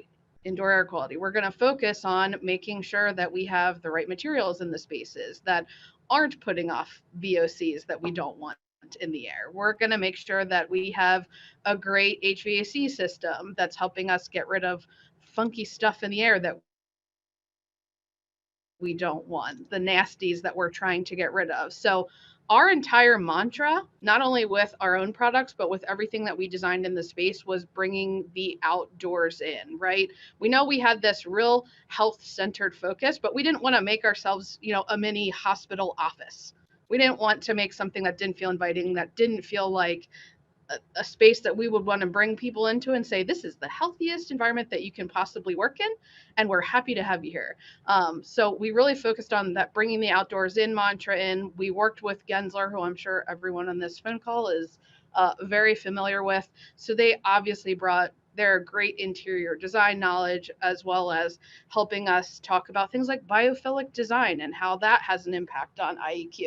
We talked about what's functional versus what's sustainable versus what are the right materials for indoor environmental quality that also add to air quality. So we had all of those conversations. So hearing Nicole and Dr. Gray talk about the things that they were talking about, it's like just lights going off all over the place, that everyone is full circle on this goal of creating spaces that are super healthy, super functional, that are, again, sustainable, beautiful, all of that stuff. So we had those conversations, but then what we really focused on top of all of that, was trying to push ourselves into how do our products affect things like air quality? How do we really understand the attributes that go further than kind of what we talk about today? So we got that Gensler design eye, and we pushed them and we pushed ourselves to say, you know what, we want a dashboard. We want to be able to look at metrics of this space, see where our air quality is at, see where our light quality is at, see where our sound quality is at,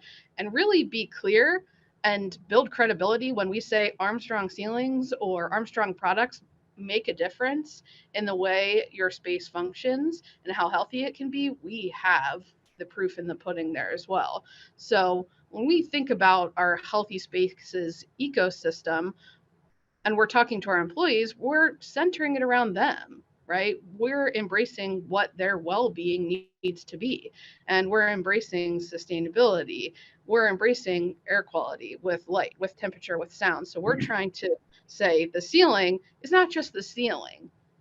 It does so much more than what people think it does today. So in the end, we really found that we created a space that is holistically, IEQ minded, and that we could dream it. We had the right help. We made it happen. And I'm literally sitting in it today. I get to work in it every day. I mean, it's unusual. I'm used to working at plants and doing engineering projects where I get to stroll on by conveyors that, we installed 5 years ago, and now I get to live in a project. So it's pretty fun. It's really nice to see that we've created this space. It's making a difference, and it's making a measurable difference. So thanks again for letting me talk about the baby that is our living lab. Thank you so much, Danielle. I think that last thing you said about, measurement is so important. And I know that is, embedded in the well building standard. It is embedded in, just in our sustainable practice in general. I think it's really important for us to be able to sort of measure, but also to improve and evolve and continually kind of keep an eye on the impacts that we are having over time with our spaces. And that's the other thing we've learned, is that spaces are not static, that, different challenges make spaces behave in different ways. But I'd like to thread a needle through all of your opening remarks here in a moment, but quick reminder to our audience today, we're open for questions. So if you have any thoughts or responses, please put them in the Q&A tab. We're ready for them whenever you're ready. But I just want to thread through this, there's this, you started us off, Nicole, talking about cleanability, right? Danielle, towards the end, you were talking about, we don't want a hospital office, we want a space that feels like the outdoors inside. And I think when people think about healthy spaces, especially with the anxiety of the pandemic over their head, a lot of folks defaulted to sanitized spaces, right? And I think, Whitney, you're talking about something a little different there, and it's a different paradigm of health it's a different experience of space, actually, that's inherent in what you're talking about when you say that, we have the tools and we know how to build these spaces. So I was wondering if we can comment on sort of how do we move from this idea of a space that,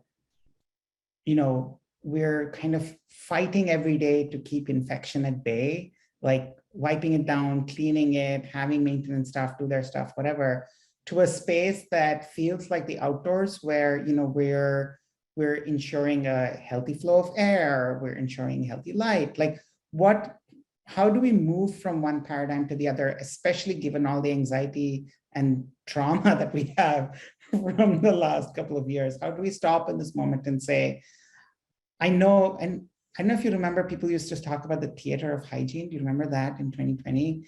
People were saying, oh, we should have lots of people looking like they're cleaning things while they're actually cleaning things so that people feel confident about being in the space. And like, so, how do we take the time to pause and kind of shift that paradigm? And Whitney, maybe you want to come in first on this, and then we'll hear from Nicole and Danielle as well. I think for... Sorry, Nicole, we're going to hear from Whitney Go first. ahead. No, go ahead. Dr. Whitney can go first. Oh, well, we both have lots to say on this. It's a great and very reflective question, Avi. So we are in a moment in the history book. I teach students at Georgetown, and I have an entire course on the history of, design and public health. And it gives me chills when I get to a slide where I'm like, I'm not teaching the history. I am the history right now. We are literally creating this. But there are some lessons from the past that we can anticipate may replicate, or we should at least reflect if we don't want them to replicate. So historically, it was about beating the pathogen, right? Find it, eliminate it. Since we look at pandemics 100 years ago, we are now looking at the microbiome, about supporting the host, build the immunity, build the resiliency. We don't talk a lot about that. But the stress that people are under, the trauma, the lack of sleep, not eating well, not exercising, it actually makes the host more vulnerable to the pathogen. And I won't go into that more in detail besides to say we have the power to understand how to create resilient communities. Design plays a role. And by the way, we don't heal in isolation. We never have. Homo sapiens, 200,000 years old. We've been in communities, largely 5,000 modern cities, you could argue, industrial revolution. We heal together. We are very social creatures. So the idea that we're not going to return to a space that can heal us, a place that is our office, a place that is our community, and so places play a critical role in healing. And we know we need to create resiliency of the host and not hyper focus on the pathogen. We also know that there's many brilliant people that are on the line today, and it's wonderful to see our great audience here and flip through all the names. So shout out to all those brilliant people that have known the strategies, but they're just waiting to hit go. So to Danielle's comments, we know a lot about incorporating nature into space. We know the lessons of whether it's biophilia, our connection to nature, biomimicry, where we bring the lessons of nature in. But there's been a lot of people ready to hit go because people are appreciating this dynamic around the indoor and outdoor, the health of the indoor space and bringing the outdoors in, replicating our understanding. That's really important. I think something we need to learn from past pandemics we don't want to replicate is that if it's clean and shiny, then I'm safe. If it's white, clean and shiny, it's safe. Hill-Burton Act, 1950s, post-war, polio's raging. We all of a sudden have the emergence of the one kind of hospital model in which we have a lot of shiny, bright white tiles that we continue to buff until they create high asthma rates in nurses that have to leave the position. I've done pretty extensive research on flooring in particular, and this idea of even rubber that's not shiny or bright or white for certain people leaves the perception that it's not safe or clean. This comes from germ theory, which took hundreds of years for us to really even understand. So we're at this sort of precipice, I think, in the history books at saying we are dealing with not just a pathogen, but host immunity. We are dealing with lessons that we've learned and don't want to replicate again, the bright and the white and the shiny. We need to think about resilient people, but we also are at a huge opportunity to insert what we know into design and demand for it. I would like to see designers paid more. I like to see contractually that part of their work is as a well AP. It's for them to pursue well, or frankly, just to pursue healthy strategies that they're held accountable to explain to the client and are actually even linked to performance. So many designers I know want to come into the office a year later, want to have it be part of their contract. They continue to have a relationship with their client and that they become the go-to. So If you're scared to return to the office, are you asking your facility manager? Are you asking your designer? If you are fearful, who do you turn to? Information allows you to control that fear. Yeah. We are not in a time where this pandemic is going to go away, the pathogen is going to disappear, but you can use information to control and help people understand how to control their risk. So there's so much to say on this, but we are in a moment in history. We do need to reflect on lessons learned that we don't want to be replicated again. We also have to ask ourselves, for those brilliant minds, what are those top 2 or 3 strategies that you know that need to be supported to actually bring forward to the client to really be able to change the environments that we're spending 90% of our time in? Nicole, I'm going to let you react to what Whitney said, and also to the question about what is the moving away from the sanitized. Right. So I think Dr. Whitney made great points, and I always like to say, at part of being an interior designer, we're not just interior designers, right? We're educators, and our part of our job is to educate our clients and our coworkers and everyone we touch about best practices and the best environments we can make for everyone. And I think there's also a misconception, or there's an instant reaction when you think hospital, you think sterile, you think unwelcoming, you think, oh, I don't want to be there, right? And we're trying to make these spaces that can withstand that infection control and can be clean, but not come off with that sterile, unwelcoming feeling. And there are many products out there, and there's many things like incorporating biophilic design. There's many things that we can do as designers to create these welcoming spaces that can perform the way they need to. And so, I mean, I just like to reiterate prevention through design. No matter what kind of space we are designing, it could be an office, a restaurant, a mixed-use facility, we can put steps into place to create these healthier environments for our patrons to use them without sacrificing our aesthetics. So that's one of the things designers are, oh, it needs to perform, but oh, we still want it to, be beautiful and make everyone feel wonderful. But it could do both, which is great. And that's part of our job, right? And I'm a big cheerleader for WELL, the WELL exam. If you don't know about WELL as much, I know LEED's been around for a very long time now. WELL isn't as well known as LEED. I mean, it hasn't been around as long, and I've been educating our clients about it. So the WELL movement, it's a great place to start as a guide for incorporating wellness into a workplace. You don't have to have your license to be able to follow those great practices already in place. That guide is available on their website for anyone to utilize, whether you're getting a certification or not. And so that's a great place to start. Yeah, absolutely. I think that's a great addition, Nicole, to the idea, what Whitney was calling, bright, white, and shiny. Bright, white, and shiny is not only has unintended, consequences, as we heard about the tiles and the nurses, but also ends in, spaces that are not very humane and not very welcoming and not great to interact with. And I think that human experience tied in with the indoor environmental quality, it tied in with health, is what makes up good indoor environmental quality, right? It's about having spaces, indoor environments that feel like they're great to be in, when they're also good for your physiology and your psychology and all of those things. Danielle, I'll let you come in here, and then we have a couple of comments from the audience. Sure, and I can actually partially answer our reaction to Jody's question that she put in the chat. So when I think about kind of expanding the general knowledge and think about Armstrong, I'm going to silo myself here into Armstrong and say that, I think when we as a company come out and say, hey, we can make an impact on the way spaces feel, how healthy they are, et cetera, we have a responsibility to know what we're talking about, be credible, and do the work ourselves. So again, that was kind of another offshoot of our living lab, is we're doing the work ourselves, we're figuring it out, we're getting there. The next piece is, I think a little bit of it is meeting people where they're at on their indoor environmental quality, or their journey of learning, or we have folks come in who are maybe customers of ours who are coming into the living lab, and we have a great dashboard, right? We have a large screen that talks about what's the temperature in here, what's the humidity in here, what's the particulate like, what are the attributes in this space that make it healthy, as well as all of these cool design things we're going to talk to you about.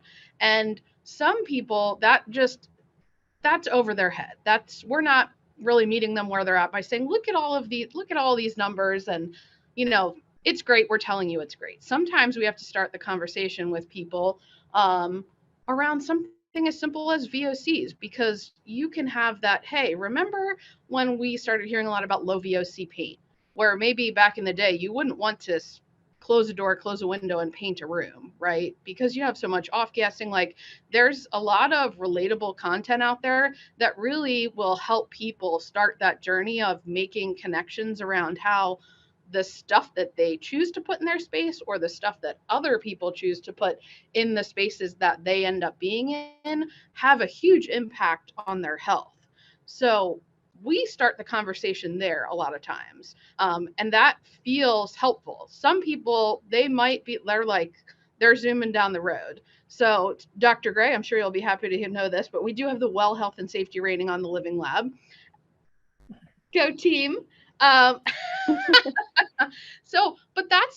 that's another great example of meeting people where they're at. So if somebody can say, hey, I saw Lady Gaga on a commercial talking about how here's this system that makes sure your space is safe, and you followed it, and I've seen the thing on the door, like, that's meeting somewhere where they're at, right? That's starting a conversation. That's creating a point to say, hey, yes, this is a response. These are all the things that we're doing.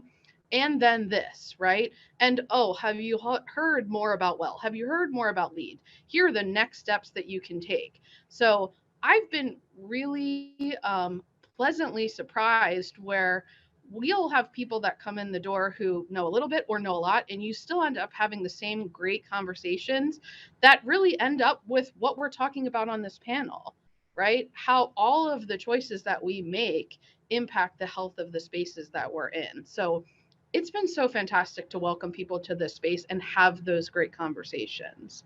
Yeah. Can I build on Danielle's comment and also attempt to answer Jody's question here a bit? And she was asking, what have you found to be the best way for building owners to communicate to users to reassure them about quality IAQ and methods? So I would just say that ask yourself, how do you make the invisible visible? And why do people care? So back in the day with LEED, we assumed that if we just put up monitoring systems and told everyone about their energy use, that would just fundamentally shift their behavior in a building. Realistically, you just dropped your kid at daycare, you're running late for a meeting, you're actually really hungry, you couldn't even get coffee. And I just went right through that building monitoring system, and I'll check it out later. But for this exact moment, my life does not have time to evaluate my energy performance, right? People are focused on trying to understand air now more than they may ever have to in the future. This is the moment to make the invisible visible. So you need to tell people, what is it like? If an easy way for me to say this to a lot of people, if you can't sense airflow, I just get out of the space. Like right there, it's going to tell you if we don't have air changes. Not only is that a VOC and a carbon dioxide issue, that's a buildup in this space, and we probably have low ventilation. Not everyone can just take off. And that's a bigger issue around who has access to those spaces and who doesn't. But sort of these quick checks on, is this space healthy for me or not? And people are paying a lot of attention, because when you can't see something that threatens your health, people get paranoid, people get overwhelmed. Information allows people to control and manage risk. So if you'll forgive me a moment for a story, but if people recall the organic food movement, when this first emerged, this was moms and dads everywhere with small kids. Do you know the pesticides that are on the strawberries that you feed your small child? And this was met with this sort of overwhelming, oh my God, what is happening? Where do I go? How do I start? And you have to understand, just you and me as humans trying to survive this world don't have time to do in-depth research about pesticides and strawberries. And so you saw the organic food movement swiftly create a label, a shortcut. I'd even say a mnemonic, right? That tells the brain, they've done the work for me. I'll pay extra, they've done the work for me, right? So when we're in a time right now for us at Well, it's important that they turn to us and say, you're experts in air quality, you're experts in IEQ. I don't need to explain to you exactly pathogen load, although I do find it interesting to explain to people, but I'm trying not to do that at holiday parties. So I'm not going to explain this all to you right now. You just need to know I've done the homework. You need to know that when you hire 3 Design and when you work with Armstrong World Industries, they've done the homework for you. And that's what I think the designer that is highly qualified and supported and paid to be able to navigate clients to know, trust this, trust the process. We've done this for you. And so when I just want to emphasize again, the more education that we bring to this, but not even just education, like who is the number one person that you believe can tell this story to your clients? Yeah. You know, who is this person in Congress? Who is this person in your community? Who's this person in the city council? Who's this person at your hospital? Like, where are designers playing a critical role in major leadership positions to argue that people really pay attention? And the last note that I'll make is that 1970s, here comes clean water. Everyone just assumes they have more or less clean water in this country. There does not exist an indoor air quality standard. Yes. It's coming. It's time. Until then, well, we'll continue to push you to make sure that you are trying to reach as high as you possibly can to achieve that. But until then, we need to do better, and we need to be the communicators and the leaders to shift the practice. And it has to happen now when people are focused and trying to understand how to make the invisible visible. Absolutely. So And can I add? Go ahead. Oh, I'm sorry. No? I'm sorry. So I love Dr. Gray's comment about making the invisible visible, because I would say that we've gotten to see it taken a little bit further here. We worked with Train to help us formulate the HVAC system for our living lab. And then we developed what I called the dashboard with them using a system called Aircuity. There's indoor air quality monitors out there. We have secondary ones by a company called Aware in here, but we have a very simplified dashboard that you can look across the bottom and see what the temperature is, see what the humidity is, see what the particulate is, stuff that, like, as you go on your journey of understanding how they all play into it, you're going to get more adept at. But it all rolls up into a score. And a score in the 90s is excellent. A score in the 80s is just good. So you'll have people come in here and say, air quality is good. Why isn't it excellent? And that drives a conversation. Or we'll come in and say, air quality is good. What's happening in here? Or air quality has dropped. What's happening in here? And I think just kind of having that pinnacle of, like, it's just a number, right? And you can see all the things that go into it, but it's very funny when we all come in here and say air quality is good, and a customer comes in and say, well, why isn't it not excellent? And you can point to and say, hey, we're bringing in a lot of fresh air. There might be a lot of pollen in the air, so our particulate is a little bit higher, or get into a little bit of a deeper dive. But when we kind of culminated it into a number, almost like I have an A+ today, or I have a B- today, it made it a little bit more approachable and a little bit more fun, and really drove that invisible to visible thing. So I'm going to use that phrase. Thank you, Dr. Gray. Martha says, to what extent are natural fibers and agricultural byproducts being considered, like wool and flax and hemp, when they are cultivated regionally through regenerative practices? They can do a lot of great things, right? They restore ecosystems, they bring economic opportunity to agricultural communities and so on, and they don't off-gas. And so I let you respond to that question in particular, but I also want to expand it to say, what are some of those, more basic, back to basics kind of strategies, right? Things that we've always known were good, but have veered away from, whether it was, in the mid-century or, at some point due to various practices, but that we've known are good for the human body in an indoor environment, and that we can return to almost as, first principles. So I'll, if anybody wants to react to the natural materials question, let's talk about that. And then let's expand that out to, what are some of the good things we used to do historically that maybe we've veered away from and need to return to? So I love this question. I love this thought of regenerative design when you're using the whole system, right, to help the needs of our society, and integrating nature back into our buildings. It's something that we're always talking about. And I think to Danielle's point, we're always thinking about bringing it outside in, and this just going back to using actual natural materials And I think from a design standpoint, this is a question that you can go to your manufacturers and your reps and the people that you are specifying products from and asking them directly, what are they offering, or what can they offer you to integrate into your spaces? And this is another thing where it's a part of an education thing on our client side, of where they think everything needs to be impervious and sealed and everything, and showing them the benefits of these natural materials, and not everything has to be hard and cold and cleanable like these products also bring a benefit. So I think it's just part of an education thing, and from the designer side, reaching out to our reps and being able to utilize those products again. So I think we don't think about it. We just think of going to those automatic materials that we know can do the job, but kind of outsourcing that information and bringing in a new topic into the design discussion. Avi, I'd like to talk about fresh air.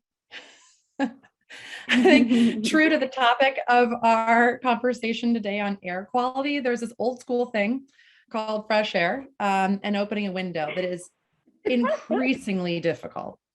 So my colleague and friend, Dr. Chris Pike, who I would consider to be a national, if not global, leader around green building practices, has expressed to me, and I don't think he minds me sharing the story, that he can't even get the school outside of Alexandria to open the window for his children.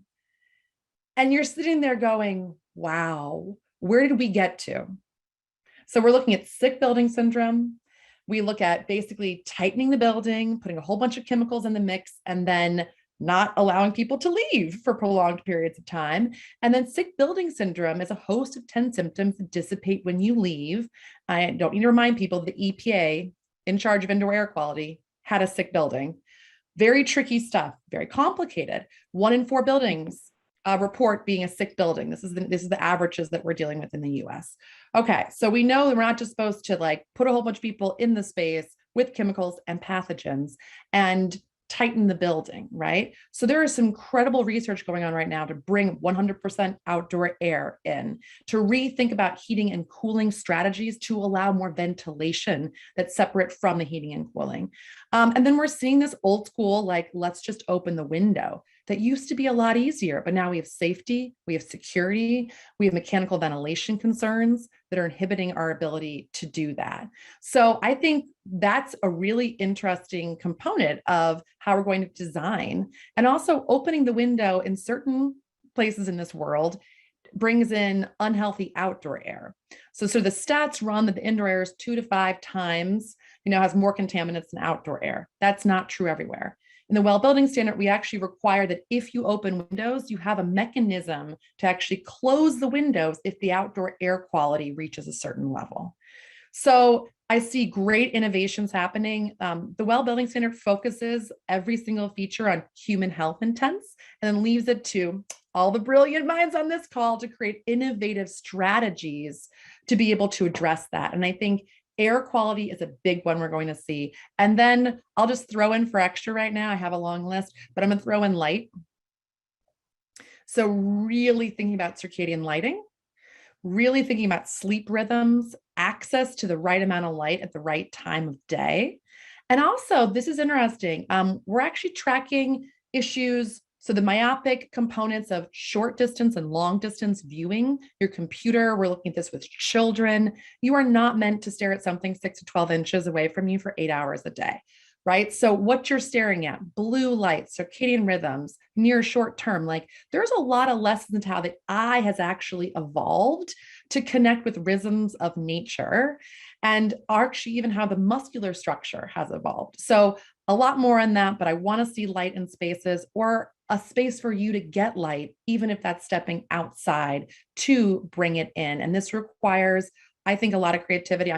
Danielle, I think about you because some of the early case studies I was involved in, even with LEED and green buildings, would talk about the difference between if we get light into the core of the building, we had to reduce some of the acoustical tiles in order to reflect the light in the building. And the question was, is acoustics more important or is light? So lessons learned, the human needs both. And I do believe there's creative solutions that are out there. So I'm going to raise my hand for air quality and light. Yes, light and air. I think it's a complicated topic, and I think one that we've made complicated by, as you say, really adopting the sort of hermetically sealed building approach, which has really hurt us. Joyce Lee here reminds us that the University of California in Santa Barbara got into a whole bunch of trouble recently for designing windowless dorms on their campus. It's incredible, right? I mean, the things we're trying to pull off while we're in the midst of a pandemic that's directly related to, air circulation and indoor environmental quality. We're at the last few minutes of our discussion here, and I just want to ask all our panelists, a question, a more generic question in terms of, who do designers need to be working alongside in the process? Who are the great partners for designers as they're looking at indoor environmental quality over the course of a project? Who's not just expertise, but support can designers rely on, and who do they need to bring on side in order to create healthy spaces? Well, before you answer that, I'm going to say that long-winded question again in a short way in a minute, but very quick response. Maybe Dr. Gray, you have a response to this, or Danielle does. Nicholas asks, how effective are ionizers and ozone-generating air cleaners for indoor spaces that are not naturally ventilated? We're hearing a lot about, ionization. Is that an effective strategy? So we're very cautious on this research, and it's a little more complex than designization work or not. And in fact, we're actually even more conscious of, is your ventilation working? Right? We talked about cleaning products. Are you ventilating a space that already has high other chemical issues? Then where does spot filtration play a role? Not one filter for 100 people, but the appropriate filtration for the appropriate unit. And ionization is absolutely in the mix, but we're seeing that there could be some unintended consequences of this as well. And so we are closely watching that, and we're looking for our clients to demonstrate some really strong proof cases around where we can really set the bar on this. And so I'd say more research is underway. Yeah, and of course, in any situation like that, proceed with precaution. So let's get back to my bigger question. Who are designers' best friends when we're trying to get to good indoor environmental quality? Who should we bring on our team, and how should we be working with them? Danielle, maybe you want to start us off on this, and then Nicole can go, and maybe Dr. Gray can close us out. Sure. So I like to think the answer to that question is like, cast your net as wide as you possibly can, right? Look for people who are going to be naysayers, but also look for people who are going to champion you and be behind you in what you're going to push your client to move towards, right? If they're asking you for, hey, I really want a healthy space, but they're not quite sure how to get it, you need folks who are on both sides of that pendulum to create, that perfect middle ground. I think it's really important to like speak your goals really loudly, talk about your aspirations, but then also beyond casting your net really widely on like those internal folks who are going to live there, folks who are going to use the space, talk to your vendors as well, right? If you're trying to make a big change in a space, put some of that onus on your vendors. I'm talking to Armstrong, like challenge us to create the solution or offer you solution suggestions that are going to help you reach your goals. I think, something Nicole said earlier is absolutely right. Like we've all lived through this giant change together. So everyone's head is in the game, right? Now's the time to push people to go harder, bring more people in the room, have the conversation with more people, and set the goals really high. So for me, you better believe we were talking to every vendor who is going to be in this space, and we're saying, this is the challenge. How are you going to meet it? And, the line is here. The line is not here. The line is certainly not down here. It's up here. Like, challenge everybody to get their head in the game. So I think it's all about speaking up, right? And driving that conversation. And getting at it as early as you possibly can, right? Driving every stakeholder that's possible. I realize that's a total generalization of an answer, but I'm standing behind it. I really believe it. Put your stake in the sand, put it high, and like get everyone in the boat. Oh, I'm going to piggyback on Danielle's answer a little bit. The reps and manufacturers are always a wealth of knowledge, and they are always willing to help, whatever your design decision, whatever goal you're trying to achieve. But another great champion that we should be using as a resource is, and on a lot of our projects, we have consultants working alongside us on our buildings. And one of our great consultants is our MEP consultant, and they have the most impact on our air systems and all of these things going on and how our building is running. And most of these companies have worked on lead projects or possibly well projects, and they know what can be done. So if you have an idea of wanting to implement something, but maybe you're not sure of how to do it, talk to your MEP consultants or talk to your vendors, or even there's resources out on LEED and WELL's websites on information on all of these topics that we can find.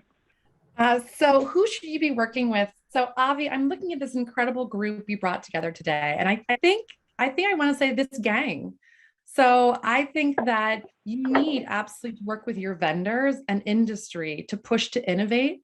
I think media plays an incredibly huge role in educating and elevating our message to your city council, to your Congress people. Like, let this be known. This should be front page in New York Times. I know Joe Allen told me a story around how February 2020, he had an editorial for the New York Times on air quality, and he had to push and push and push to get that in. And then, by the way, does anyone remember March 2020? Yeah, that pandemic thing happened. And all of a sudden, the story ran. We need media to put voices into this, to educate people about the role. And then I would say public health partners and those that work with WELL certification, this is a great place to go if you need like deep expertise. And ultimately the designer is going to bring this all together to actually create a space that you don't have to return to, that you want to return to, and a place that will not leave you isolated, but will actually try to create community, pull people back. And I really do hope starts healing us.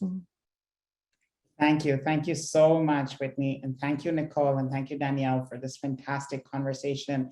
I think where we've really come to during today's discussion is a shift in mindset, and designers being uniquely qualified to lead the group of people who can change that mindset, right? And so while we're talking about, the technicalities, as you said, Whitney, of, how do we get things done? And yes, Nicole, you should talk to your MEP people. And yes, Danielle, you should talk to your vendors. But, that's more about how to get things done. I think what needs to be done, the goal setting and the sort of change in framework and mindset is really the place to start. And I think many of you on this call are already fighting that good fight, and I thank you for that, as I know our panelists are today. And I really hope that we can use this moment to create healthy spaces, to create that standard. And yes, I do hope that IAQ standard drops soon. There should be, we need to set the example with practice so that policy can follow. So thank you all so much for today's conversation. It's been absolutely fantastic. Thank you for everyone who joined us today. I hope all of you have a great holiday season, and I hope you return to 2022 with renewed vigor and energy to keep doing the amazing work that you do. Thank you all so much and have a great evening.